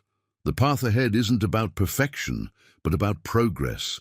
Not about having all the answers, but about knowing the one who does. Not about eliminating all uncertainty, but about finding certainty in the midst of uncertainty. Not about escaping the human experience, but about discovering divine presence within the human experience. This is your invitation to stop running from the very thing your soul has been searching for, to stop striving for what's already been secured, to stop working for what's already been given, to stop earning what's already been bought and paid for with a price you could never afford. The rest you've been longing for isn't found in perfect circumstances or complete understanding or total control. It's found in a person who transcends circumstances, who is himself the answer to every question, who holds all things together when everything else falls apart. He's been waiting for you, watching for your return, preparing a place of peace that has your name on it, planning a celebration for the moment when you finally come home to yourself by coming home to him. The only question that remains is this: are you ready to stop carrying what was never yours to carry and start resting in the one who's been carrying you all along? Are you ready to trade your anxiety for his peace, your striving for his grace, your questions for his presence? The door is open. The light is on. Someone is waiting who has exactly what you've been looking for. Someone whose love is patient enough to wait for your readiness and strong enough to carry you when you're not ready. Someone who sees you exactly as you are and loves you too much to leave you that way. Your rest isn't a destination you have to travel to reach. It's a person who has already traveled every mile to reach you. The question isn't whether you deserve this rest. The question is whether you're tired enough of carrying everything alone to let someone else share the load. Your hands are shaking as you read these words, aren't they? Not from fear this time, but from something else entirely. Something that feels almost too good to be true, yet rings with a truth your spirit recognizes even when your mind struggles to accept it. It's the trembling that comes when you've been holding your breath for so long that you've forgotten what it feels like to breathe freely, and suddenly someone reminds you that oxygen is abundant and available. I can almost hear the conversation happening in your head right now. One voice is whispering, "What if this is real? What if I really can stop carrying all of this alone?"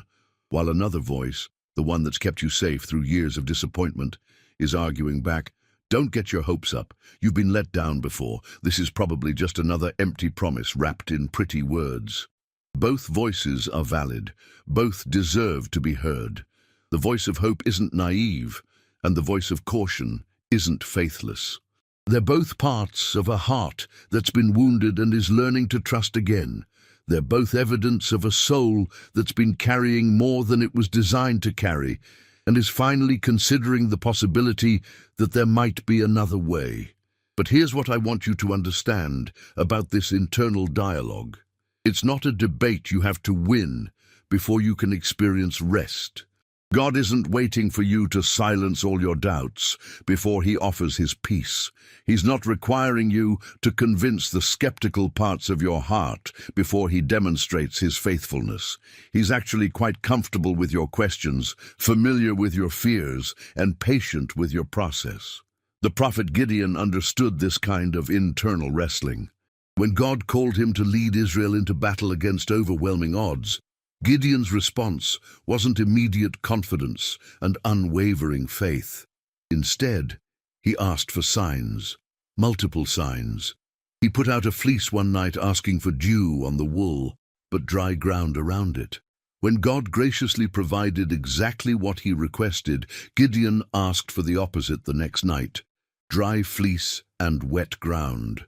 Some people read this story and criticize Gideon for his lack of faith, but I think God honored his honesty.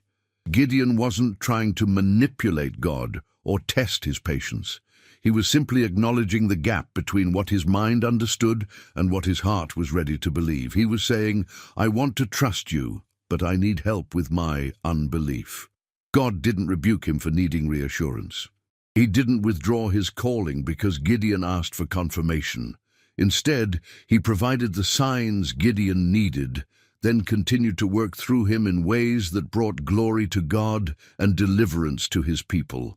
Because God is more interested in your honest struggle toward faith than your pretended certainty about things you're still learning to trust. This is why you don't have to have perfect faith to begin experiencing divine rest. You don't have to silence every doubt before you start trusting. You don't have to understand all the theological implications before you accept the practical invitation. You just have to be willing to take the next small step, even if you can't see the entire staircase. Maybe that step is as simple as admitting out loud that you're tired of carrying everything alone. Maybe it's asking God to help you believe what you're not sure you believe yet. Maybe it's choosing to act as if His promises are true, even while part of you wonders if they really are. Maybe it's just sitting quietly for a few minutes and paying attention to your breathing, remembering that every breath is a gift you didn't create and can't control. I remember a conversation I had with a woman who had been struggling with anxiety for years. She had tried therapy, medication, meditation apps, exercise routines, dietary changes, and every self-help strategy she could find. Some things helped temporarily, but nothing seemed to address the deeper restlessness that kept her awake at night and made her chest feel tight during the day. When someone suggested that she might find peace through faith, her first response was resistance. Not because she was opposed to God, but because she had grown up in a religious environment that made spirituality feel like another performance she had to perfect. The idea of adding prayer and Bible reading to her already overwhelming list of things she should be doing felt exhausting rather than restful. But somewhere in her desperation, she found herself whispering a prayer that was more honest than eloquent. God, if you're real, and if you really care about me, I need help. I can't keep living like this. I don't even know if I believe you exist, but I'm willing to find out if you'll show me. She told me that nothing dramatic happened in that moment. No angels appeared, no audible voice spoke from heaven, no immediate transformation of her circumstances, but something subtle shifted in her spirit. A tiny crack appeared in the wall she had built around her heart, and through that crack, light began to seep in. Over the following weeks and months, she started noticing things she had overlooked before, moments of unexpected kindness from strangers. Conversations that seemed to address exactly what she was wrestling with. Books that found their way to her at precisely the right time. Coincidences that felt too meaningful to be random. None of these things proved God's existence in ways that would satisfy a skeptic's demands for evidence, but they provided exactly the kind of gentle reassurance her heart needed to take the next step, and then the next. She began to experience something she had never felt before, the sense that she wasn't navigating life completely alone. What struck me most about her story wasn't the dramatic nature of her transformation, but the gradual quality of it.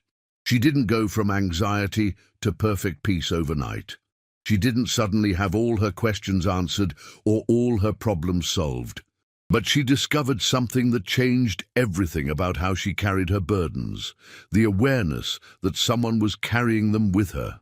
This is what rest looks like in real life. Not the sudden elimination of all stress and challenge, but the gradual realization that you're not facing stress and challenge alone. Not the immediate resolution of every problem, but the growing confidence that every problem is held within a love that's bigger than the problem itself. The beautiful thing about this kind of rest is that it's cumulative. Each small experience of God's faithfulness builds upon the previous one. Each moment when you choose to trust instead of worry creates a foundation for the next moment when trust is needed. Each time you surrender a burden and discover that the world doesn't fall apart without your constant vigilance, it becomes easier to surrender the next burden. It's like learning to swim in the ocean. At first, every wave feels threatening. Every movement of the water creates panic. You fight against the current, exhaust yourself trying to control forces that are infinitely stronger than you are. But gradually, you learn to read the rhythm of the waves, to move with the water instead of against it, to trust the ocean's ability to hold you up. Eventually, What once felt terrifying becomes restful. The same waves that used to overwhelm you now rock you gently. The same vastness that used to make you feel small now makes you feel connected to something magnificent. The same power that used to frighten you now comforts you because you've learned to work with it instead of against it. This is what happens when you learn to rest in God's sovereignty instead of fighting it. The same circumstances that used to overwhelm you begin to feel manageable because you're no longer trying to manage them alone. The same uncertainties that used to paralyze you with fear become opportunities to exercise faith. The same challenges that used to defeat you become chances to experience God's strength in ways you never could have accessed through your own power. But let me be clear about something important. This process doesn't happen in isolation. God doesn't typically download peace directly into your brain while you're sitting alone in your room. More often, He works through community, through relationships, through the practical love of people who've learned to rest in Him and can model what that looks like. This is why the journey toward rest isn't just personal, it's communal. You need people around you who can remind you of God's faithfulness when your memory grows dim. You need friends who can speak truth over your life when the voices of fear and doubt grow loud. You need a community that can carry you when you're too weak to carry yourself. I think about the paralyzed man whose friends carried him to Jesus. The house was so crowded that they couldn't get through the door, so they climbed onto the roof, removed the tiles, and lowered their friend down through the ceiling. The text says that when Jesus saw their faith, He told the paralyzed man that his sins were forgiven and his body was healed. Notice that it was their faith that Jesus saw, not just the faith of the man who needed healing. Sometimes we're too tired, too overwhelmed, too discouraged to generate faith on our own. In those moments, we need people who can believe on our behalf, who can carry us to Jesus when we don't have the strength to get there ourselves. Maybe that's exactly what's happening right now as you listen to these words. Maybe God has orchestrated this moment not just as a personal encounter between you and Him, but as part of a larger community of people who are learning to rest together. Maybe the person who shared this message with you was acting as one of those roof-removing friends, creating an opening for you to experience something you couldn't access on your own. This understanding transforms how you think about asking for help. Instead of seeing it as evidence of weakness or failure, you can recognize it as wisdom.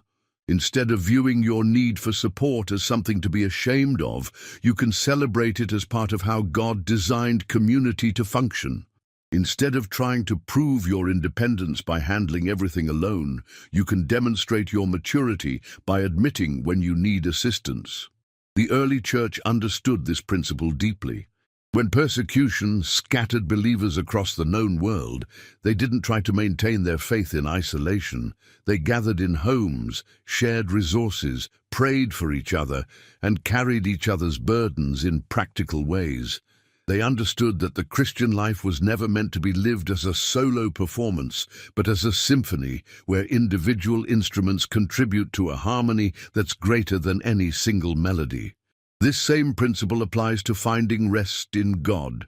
While your relationship with Him is deeply personal and intimate, it's not meant to be private and isolated. You need other people who can testify to His faithfulness when you're struggling to see it. You need companions who can walk alongside you when the path feels uncertain. You need a community that can celebrate your progress and encourage you through setbacks. But here's what's beautiful about this kind of community.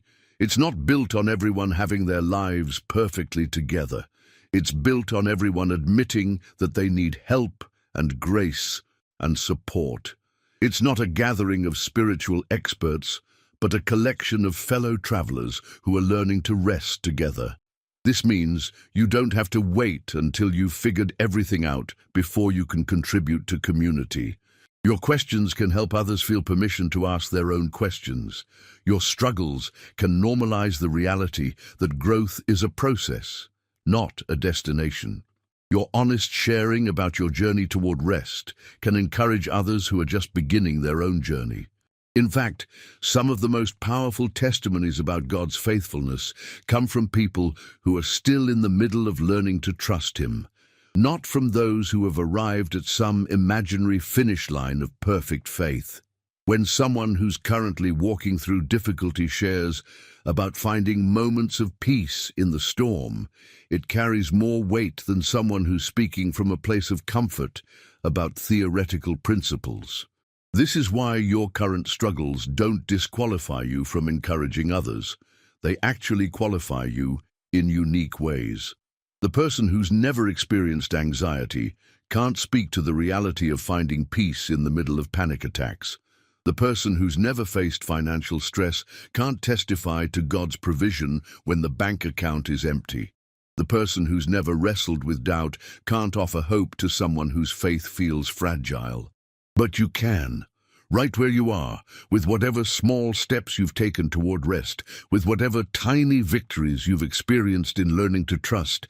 You have something valuable to offer to others who are walking similar paths. Your willingness to be honest about your struggles creates space for others to be honest about theirs. Your testimony about finding God faithful in small ways gives others hope that He'll be faithful in their situations too. This reciprocal nature of community means that even as you're receiving support and encouragement from others, you're simultaneously providing support and encouragement to others. Even as you're learning to rest, you're helping others learn to rest. Even as you're discovering God's faithfulness, you're pointing others toward that same faithfulness. The woman at the well understood this principle. After her encounter with Jesus, she didn't wait until she had completed a theology degree or achieved perfect spiritual maturity before she shared what had happened to her. She immediately went back to her town and told people, "Come, see a man who told me everything I ever did. Could this be the Messiah?" Her testimony wasn't polished or theologically sophisticated.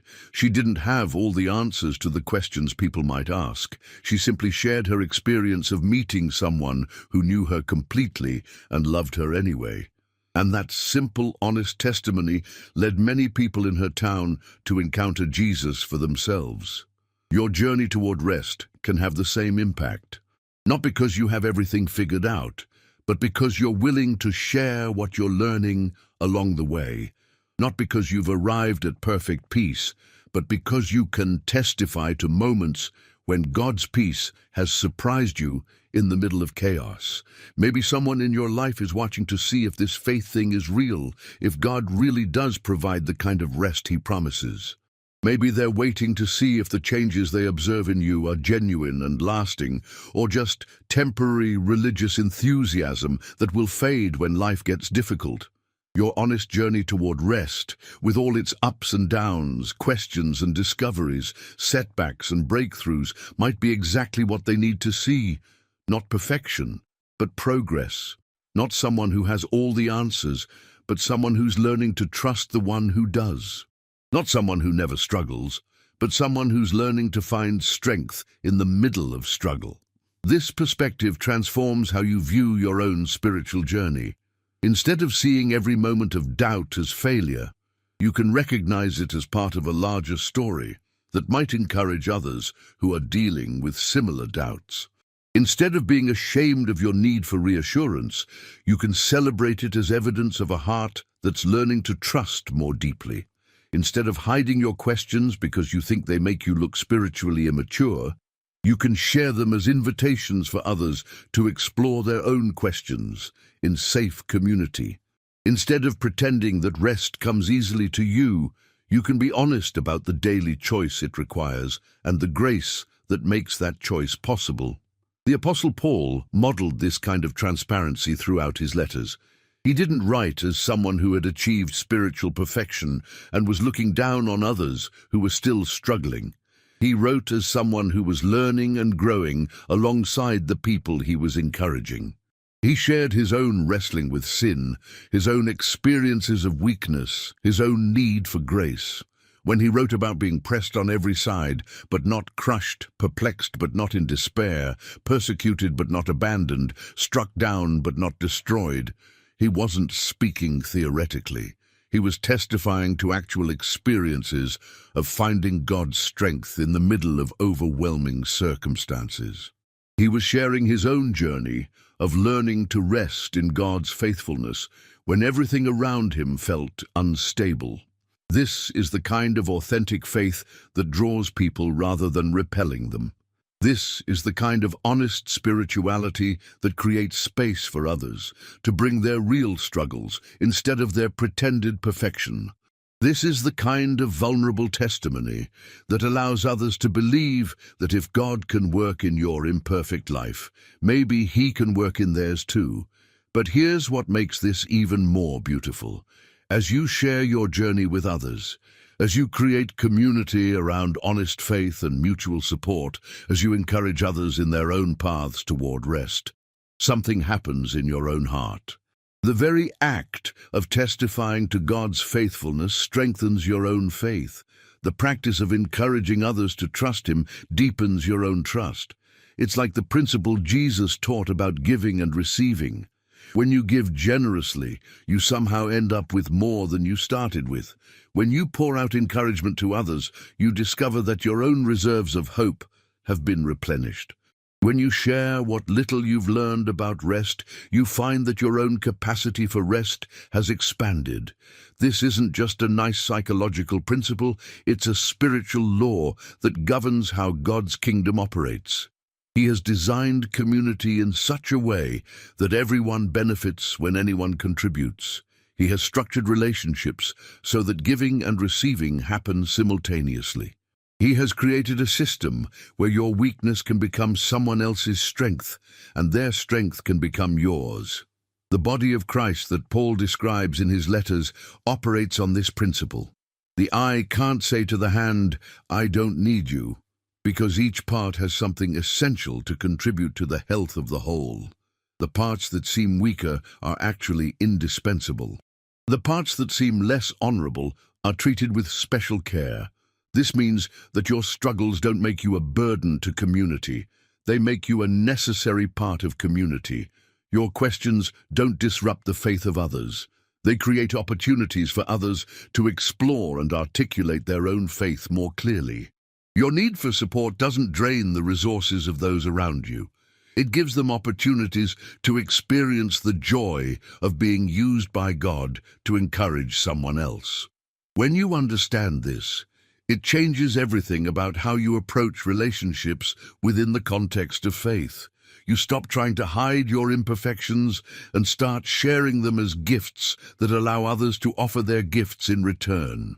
You stop pretending to be further along than you are and start celebrating exactly where you are as part of a larger journey that everyone is taking together. You stop viewing yourself as a project that needs to be fixed before you can be valuable to others, and start recognizing yourself as a person who's being transformed in community with others who are also being transformed.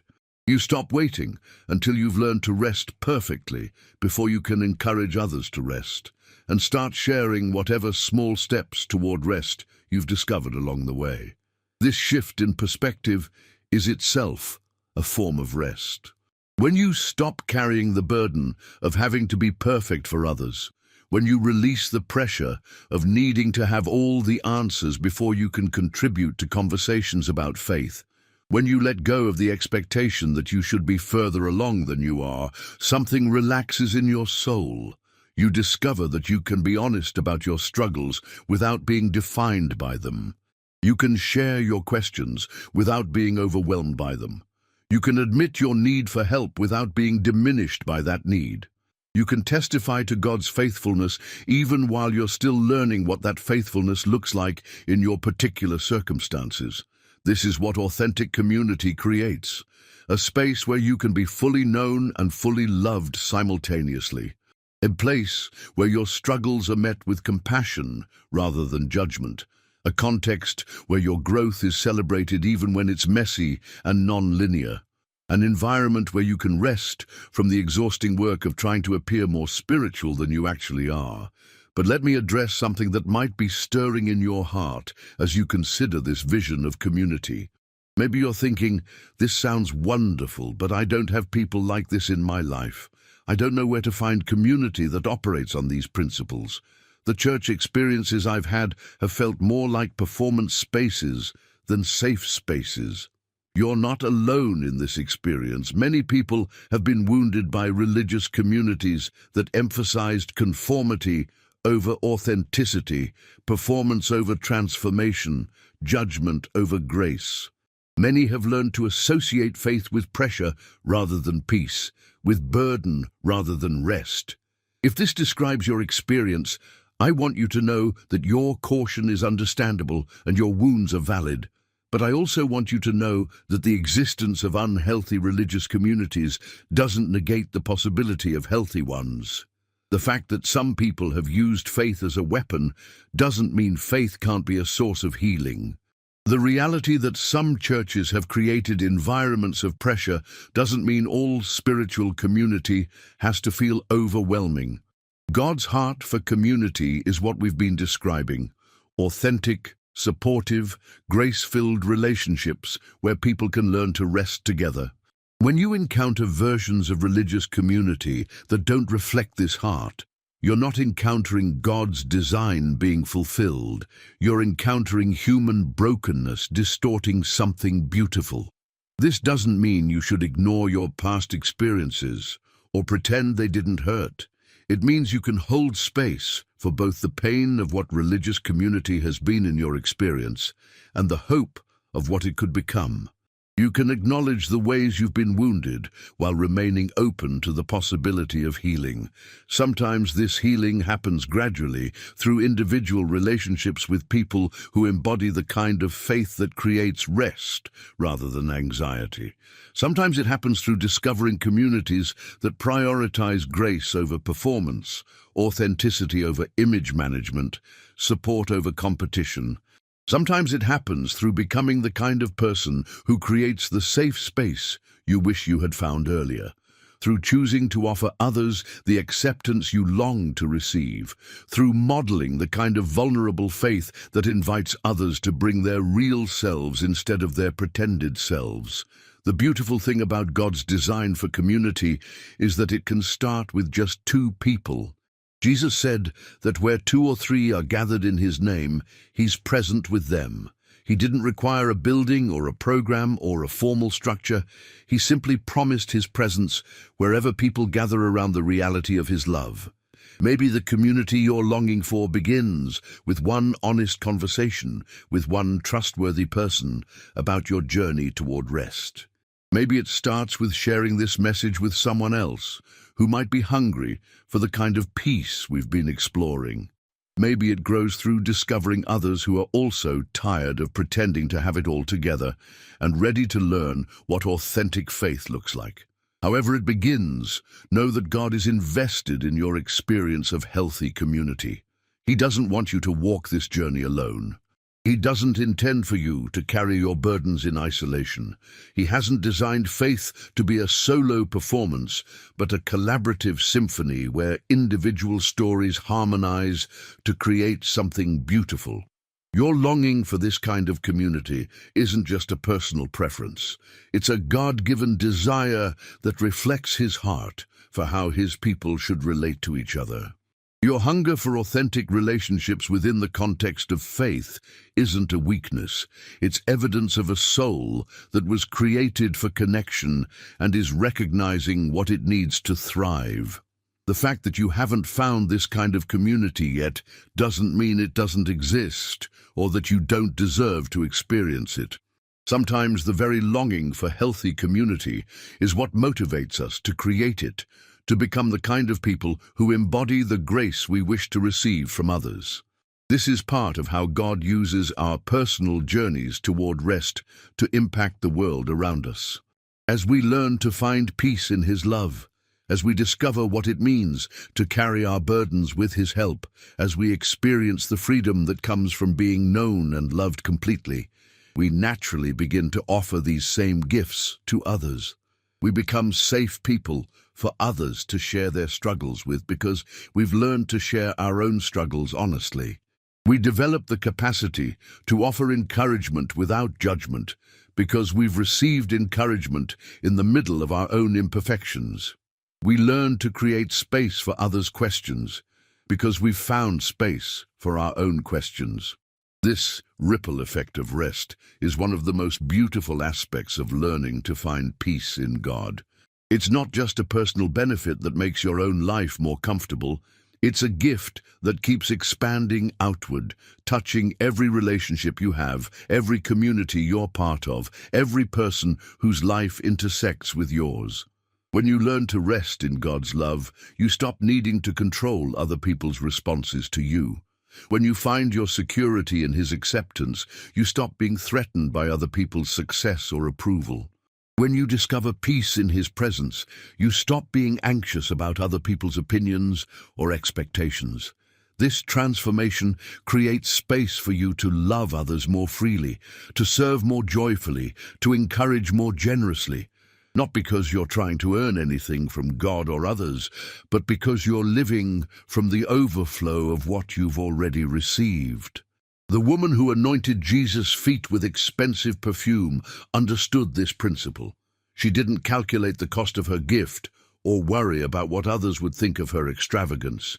She simply poured out her love in response to the forgiveness she had received. Her act of worship flowed naturally from her experience of grace. This is what happens when you learn to rest in God's love. Your service becomes an expression of gratitude rather than an attempt to earn approval. Your generosity flows from abundance rather than obligation. Your encouragement of others emerges from the encouragement you've received, rather than from a sense of duty to be encouraging. People can sense the difference. They can tell when someone is loving them from rest rather than from striving, serving them from joy rather than from guilt, encouraging them from overflow rather than from emptiness. This kind of love is magnetic because it's authentic. This kind of service is compelling because it's sustainable. This kind of encouragement is powerful because it's rooted in real experience rather than theoretical principles. As you continue on this journey toward rest, as you learn to receive God's love more fully and carry your burdens more lightly, you'll discover that you have more to offer others than you ever imagined. Not because you've become perfect, but because you've become real. Not because you have all the answers, but because you've learned to trust the one who does. Your story of learning to rest will become a gift you can offer to others who are still carrying everything alone. Your testimony of finding peace in the middle of chaos will become hope for others who are still overwhelmed by their circumstances. Your experience of discovering God's faithfulness in small ways will become encouragement for others who are just beginning to trust. This is how God multiplies the impact of every person who learns to rest in Him. He doesn't just transform individual lives. He uses transformed individuals to transform communities, families, workplaces, and eventually the world. Every person who learns to find peace in His love becomes a conduit of that peace to others. The invitation to rest that you're receiving right now isn't just for your personal benefit, though it certainly includes that. It's also part of God's larger plan to demonstrate His love to a world that's forgotten what love looks like, to show His peace to communities that have lost their way, to offer His hope to people who have given up on the possibility of real change.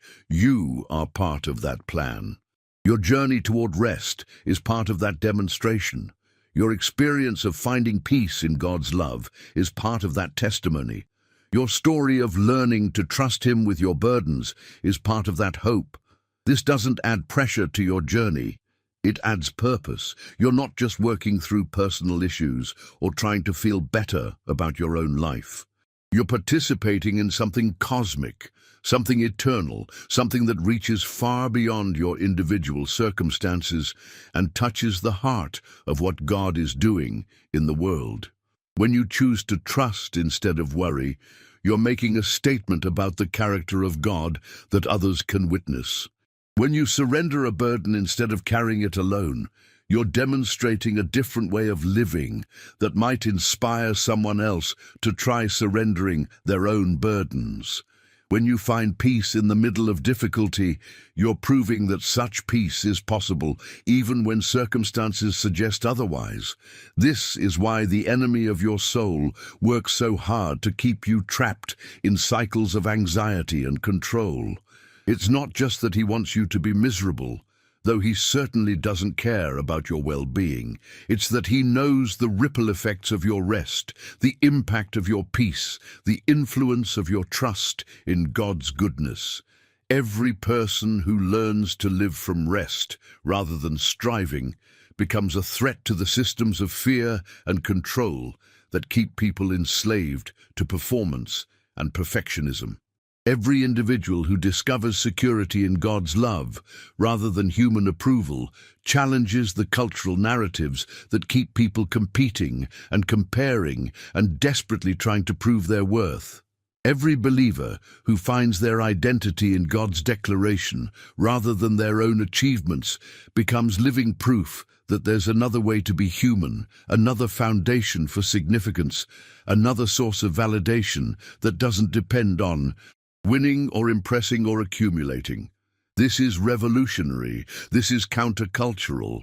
This is what the kingdom of God looks like when it invades earthly kingdoms built on scarcity and fear and the endless pursuit of more. You are part of that invasion, part of that revolution, part of that demonstration of a different way to exist in the world. But here's what makes this revolution so gentle and beautiful. It's not accomplished through force or argument or political maneuvering. It's accomplished through the quiet transformation of individual hearts that learn to rest in love that never fails. It spreads through the simple testimony of people who have discovered peace that passes understanding and can't help but live differently because of it. The early Christians didn't conquer the Roman Empire through military might or political strategy. They conquered it through the compelling power of lives that had been transformed by encountering the love of God.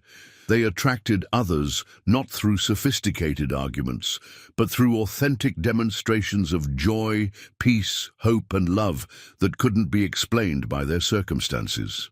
When people saw Christians caring for plague victims while others fled in terror, when they witnessed believers sharing resources with those in need while others hoarded for themselves, when they observed followers of Jesus facing persecution with forgiveness rather than bitterness, they wanted to know what made such living possible.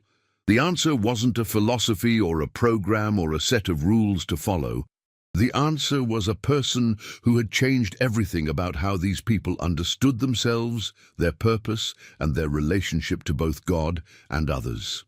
The answer was an experience of love so profound that it transformed every other aspect of their existence. This same power is available to you. This same transformation is possible in your life.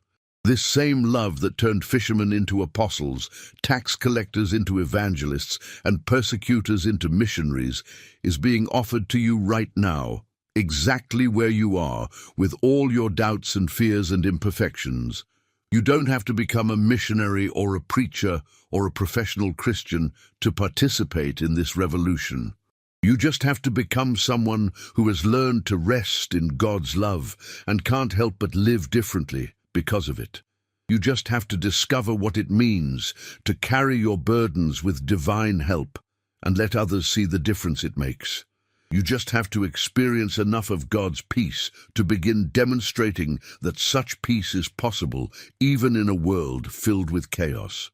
You just have to taste enough of His joy to start reflecting that joy in ways that make others curious about its source.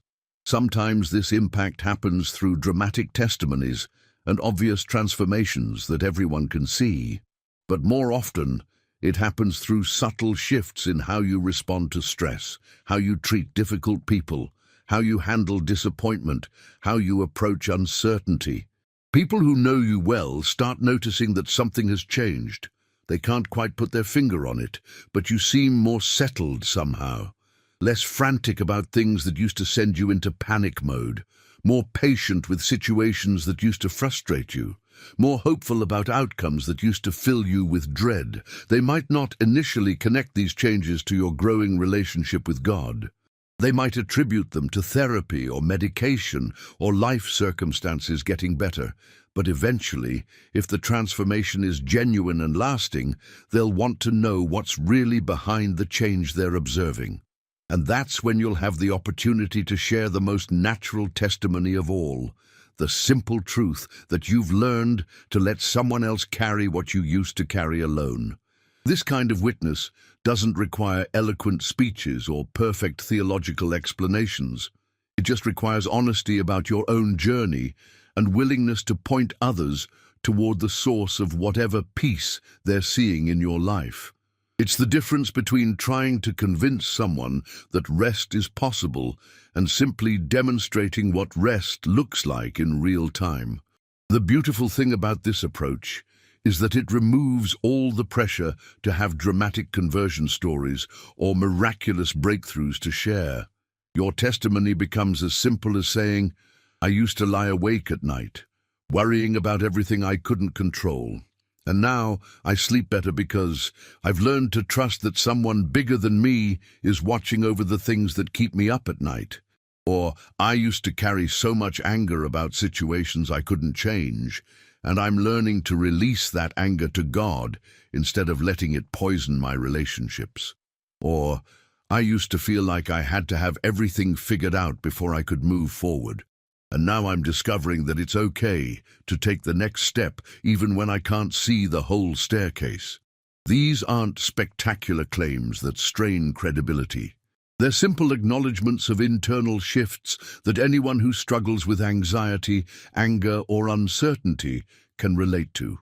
They're invitations for others to consider whether they might want to experience similar changes in their own lives. But perhaps, most importantly, they're honest reflections of what actually happens when someone begins to learn the art of resting in God. The changes aren't usually dramatic or immediate. They're gradual and subtle, like the slow transformation that occurs when a plant that's been starved for water finally receives consistent nourishment.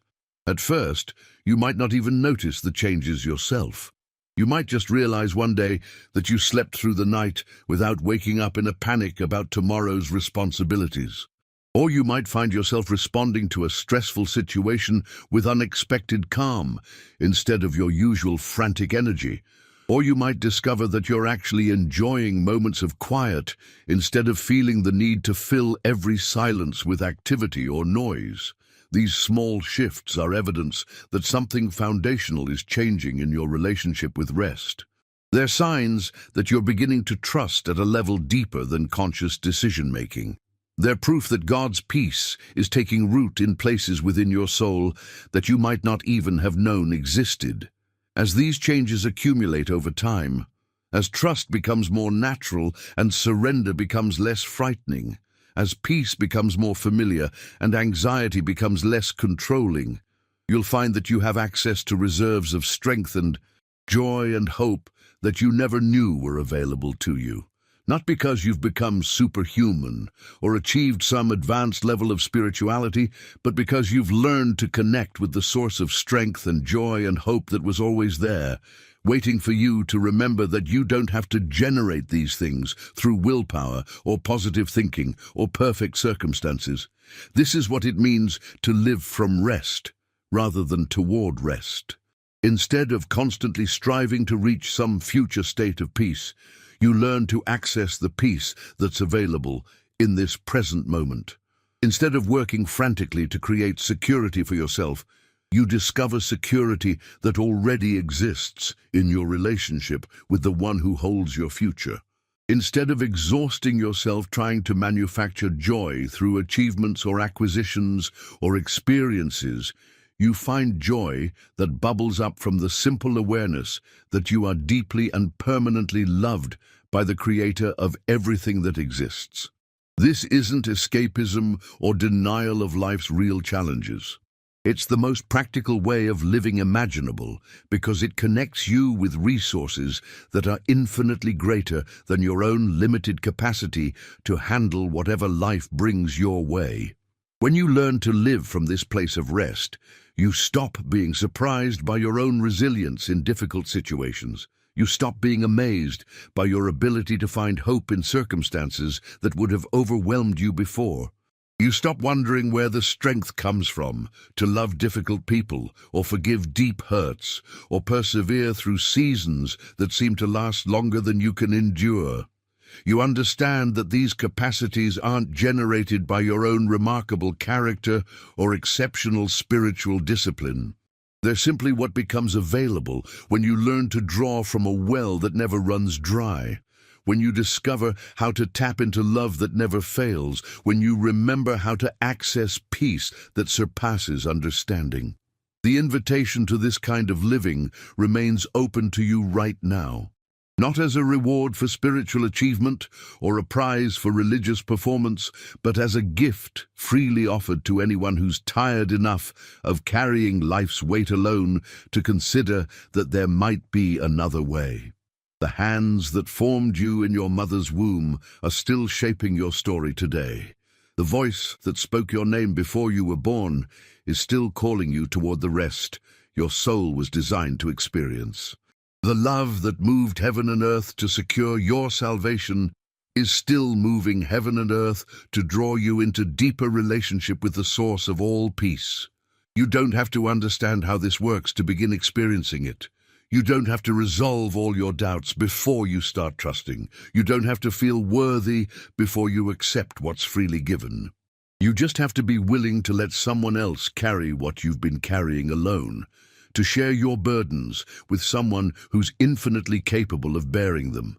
This is your invitation to come home, not to a place you've never been, but to the relationship you were always meant to have with the one who made you for himself.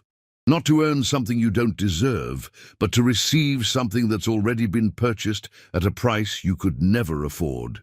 The door is open, the light is on. Someone is waiting who has exactly what your weary soul has been searching for. Someone whose love is patient enough to wait for your readiness and strong enough to carry you when you're not ready. Your rest isn't found in perfect circumstances or complete understanding or total control. Your rest is found in a person who transcends circumstances, who is himself the answer to every question, who holds all things together when everything else falls apart. He's been waiting for you, watching for your return, preparing a place of peace that has your name on it. The only question that remains is whether you're ready to stop running from the very thing your soul has been searching for and finally come home to the rest that's been waiting for you all along. Come as you are. Come tired. Come weary. Come burdened. Come with your questions and your fears and your imperfections. Come empty-handed and discover that empty hands are exactly what he's been waiting to fill. Come home to yourself by coming home to him. Your rest isn't a destination you have to travel to reach. It's a person who has already traveled every mile to reach you. And he's here now, in this moment, offering you everything your heart has ever longed for in the simple, revolutionary invitation to finally stop carrying what was never yours to carry and start resting in the one who's been carrying you all along. The calming sky of faith stretches endlessly above you, vast enough to hold every worry, deep enough to contain every fear, bright enough to illuminate every shadow. Under this sky, beloved child of God, you can finally rest.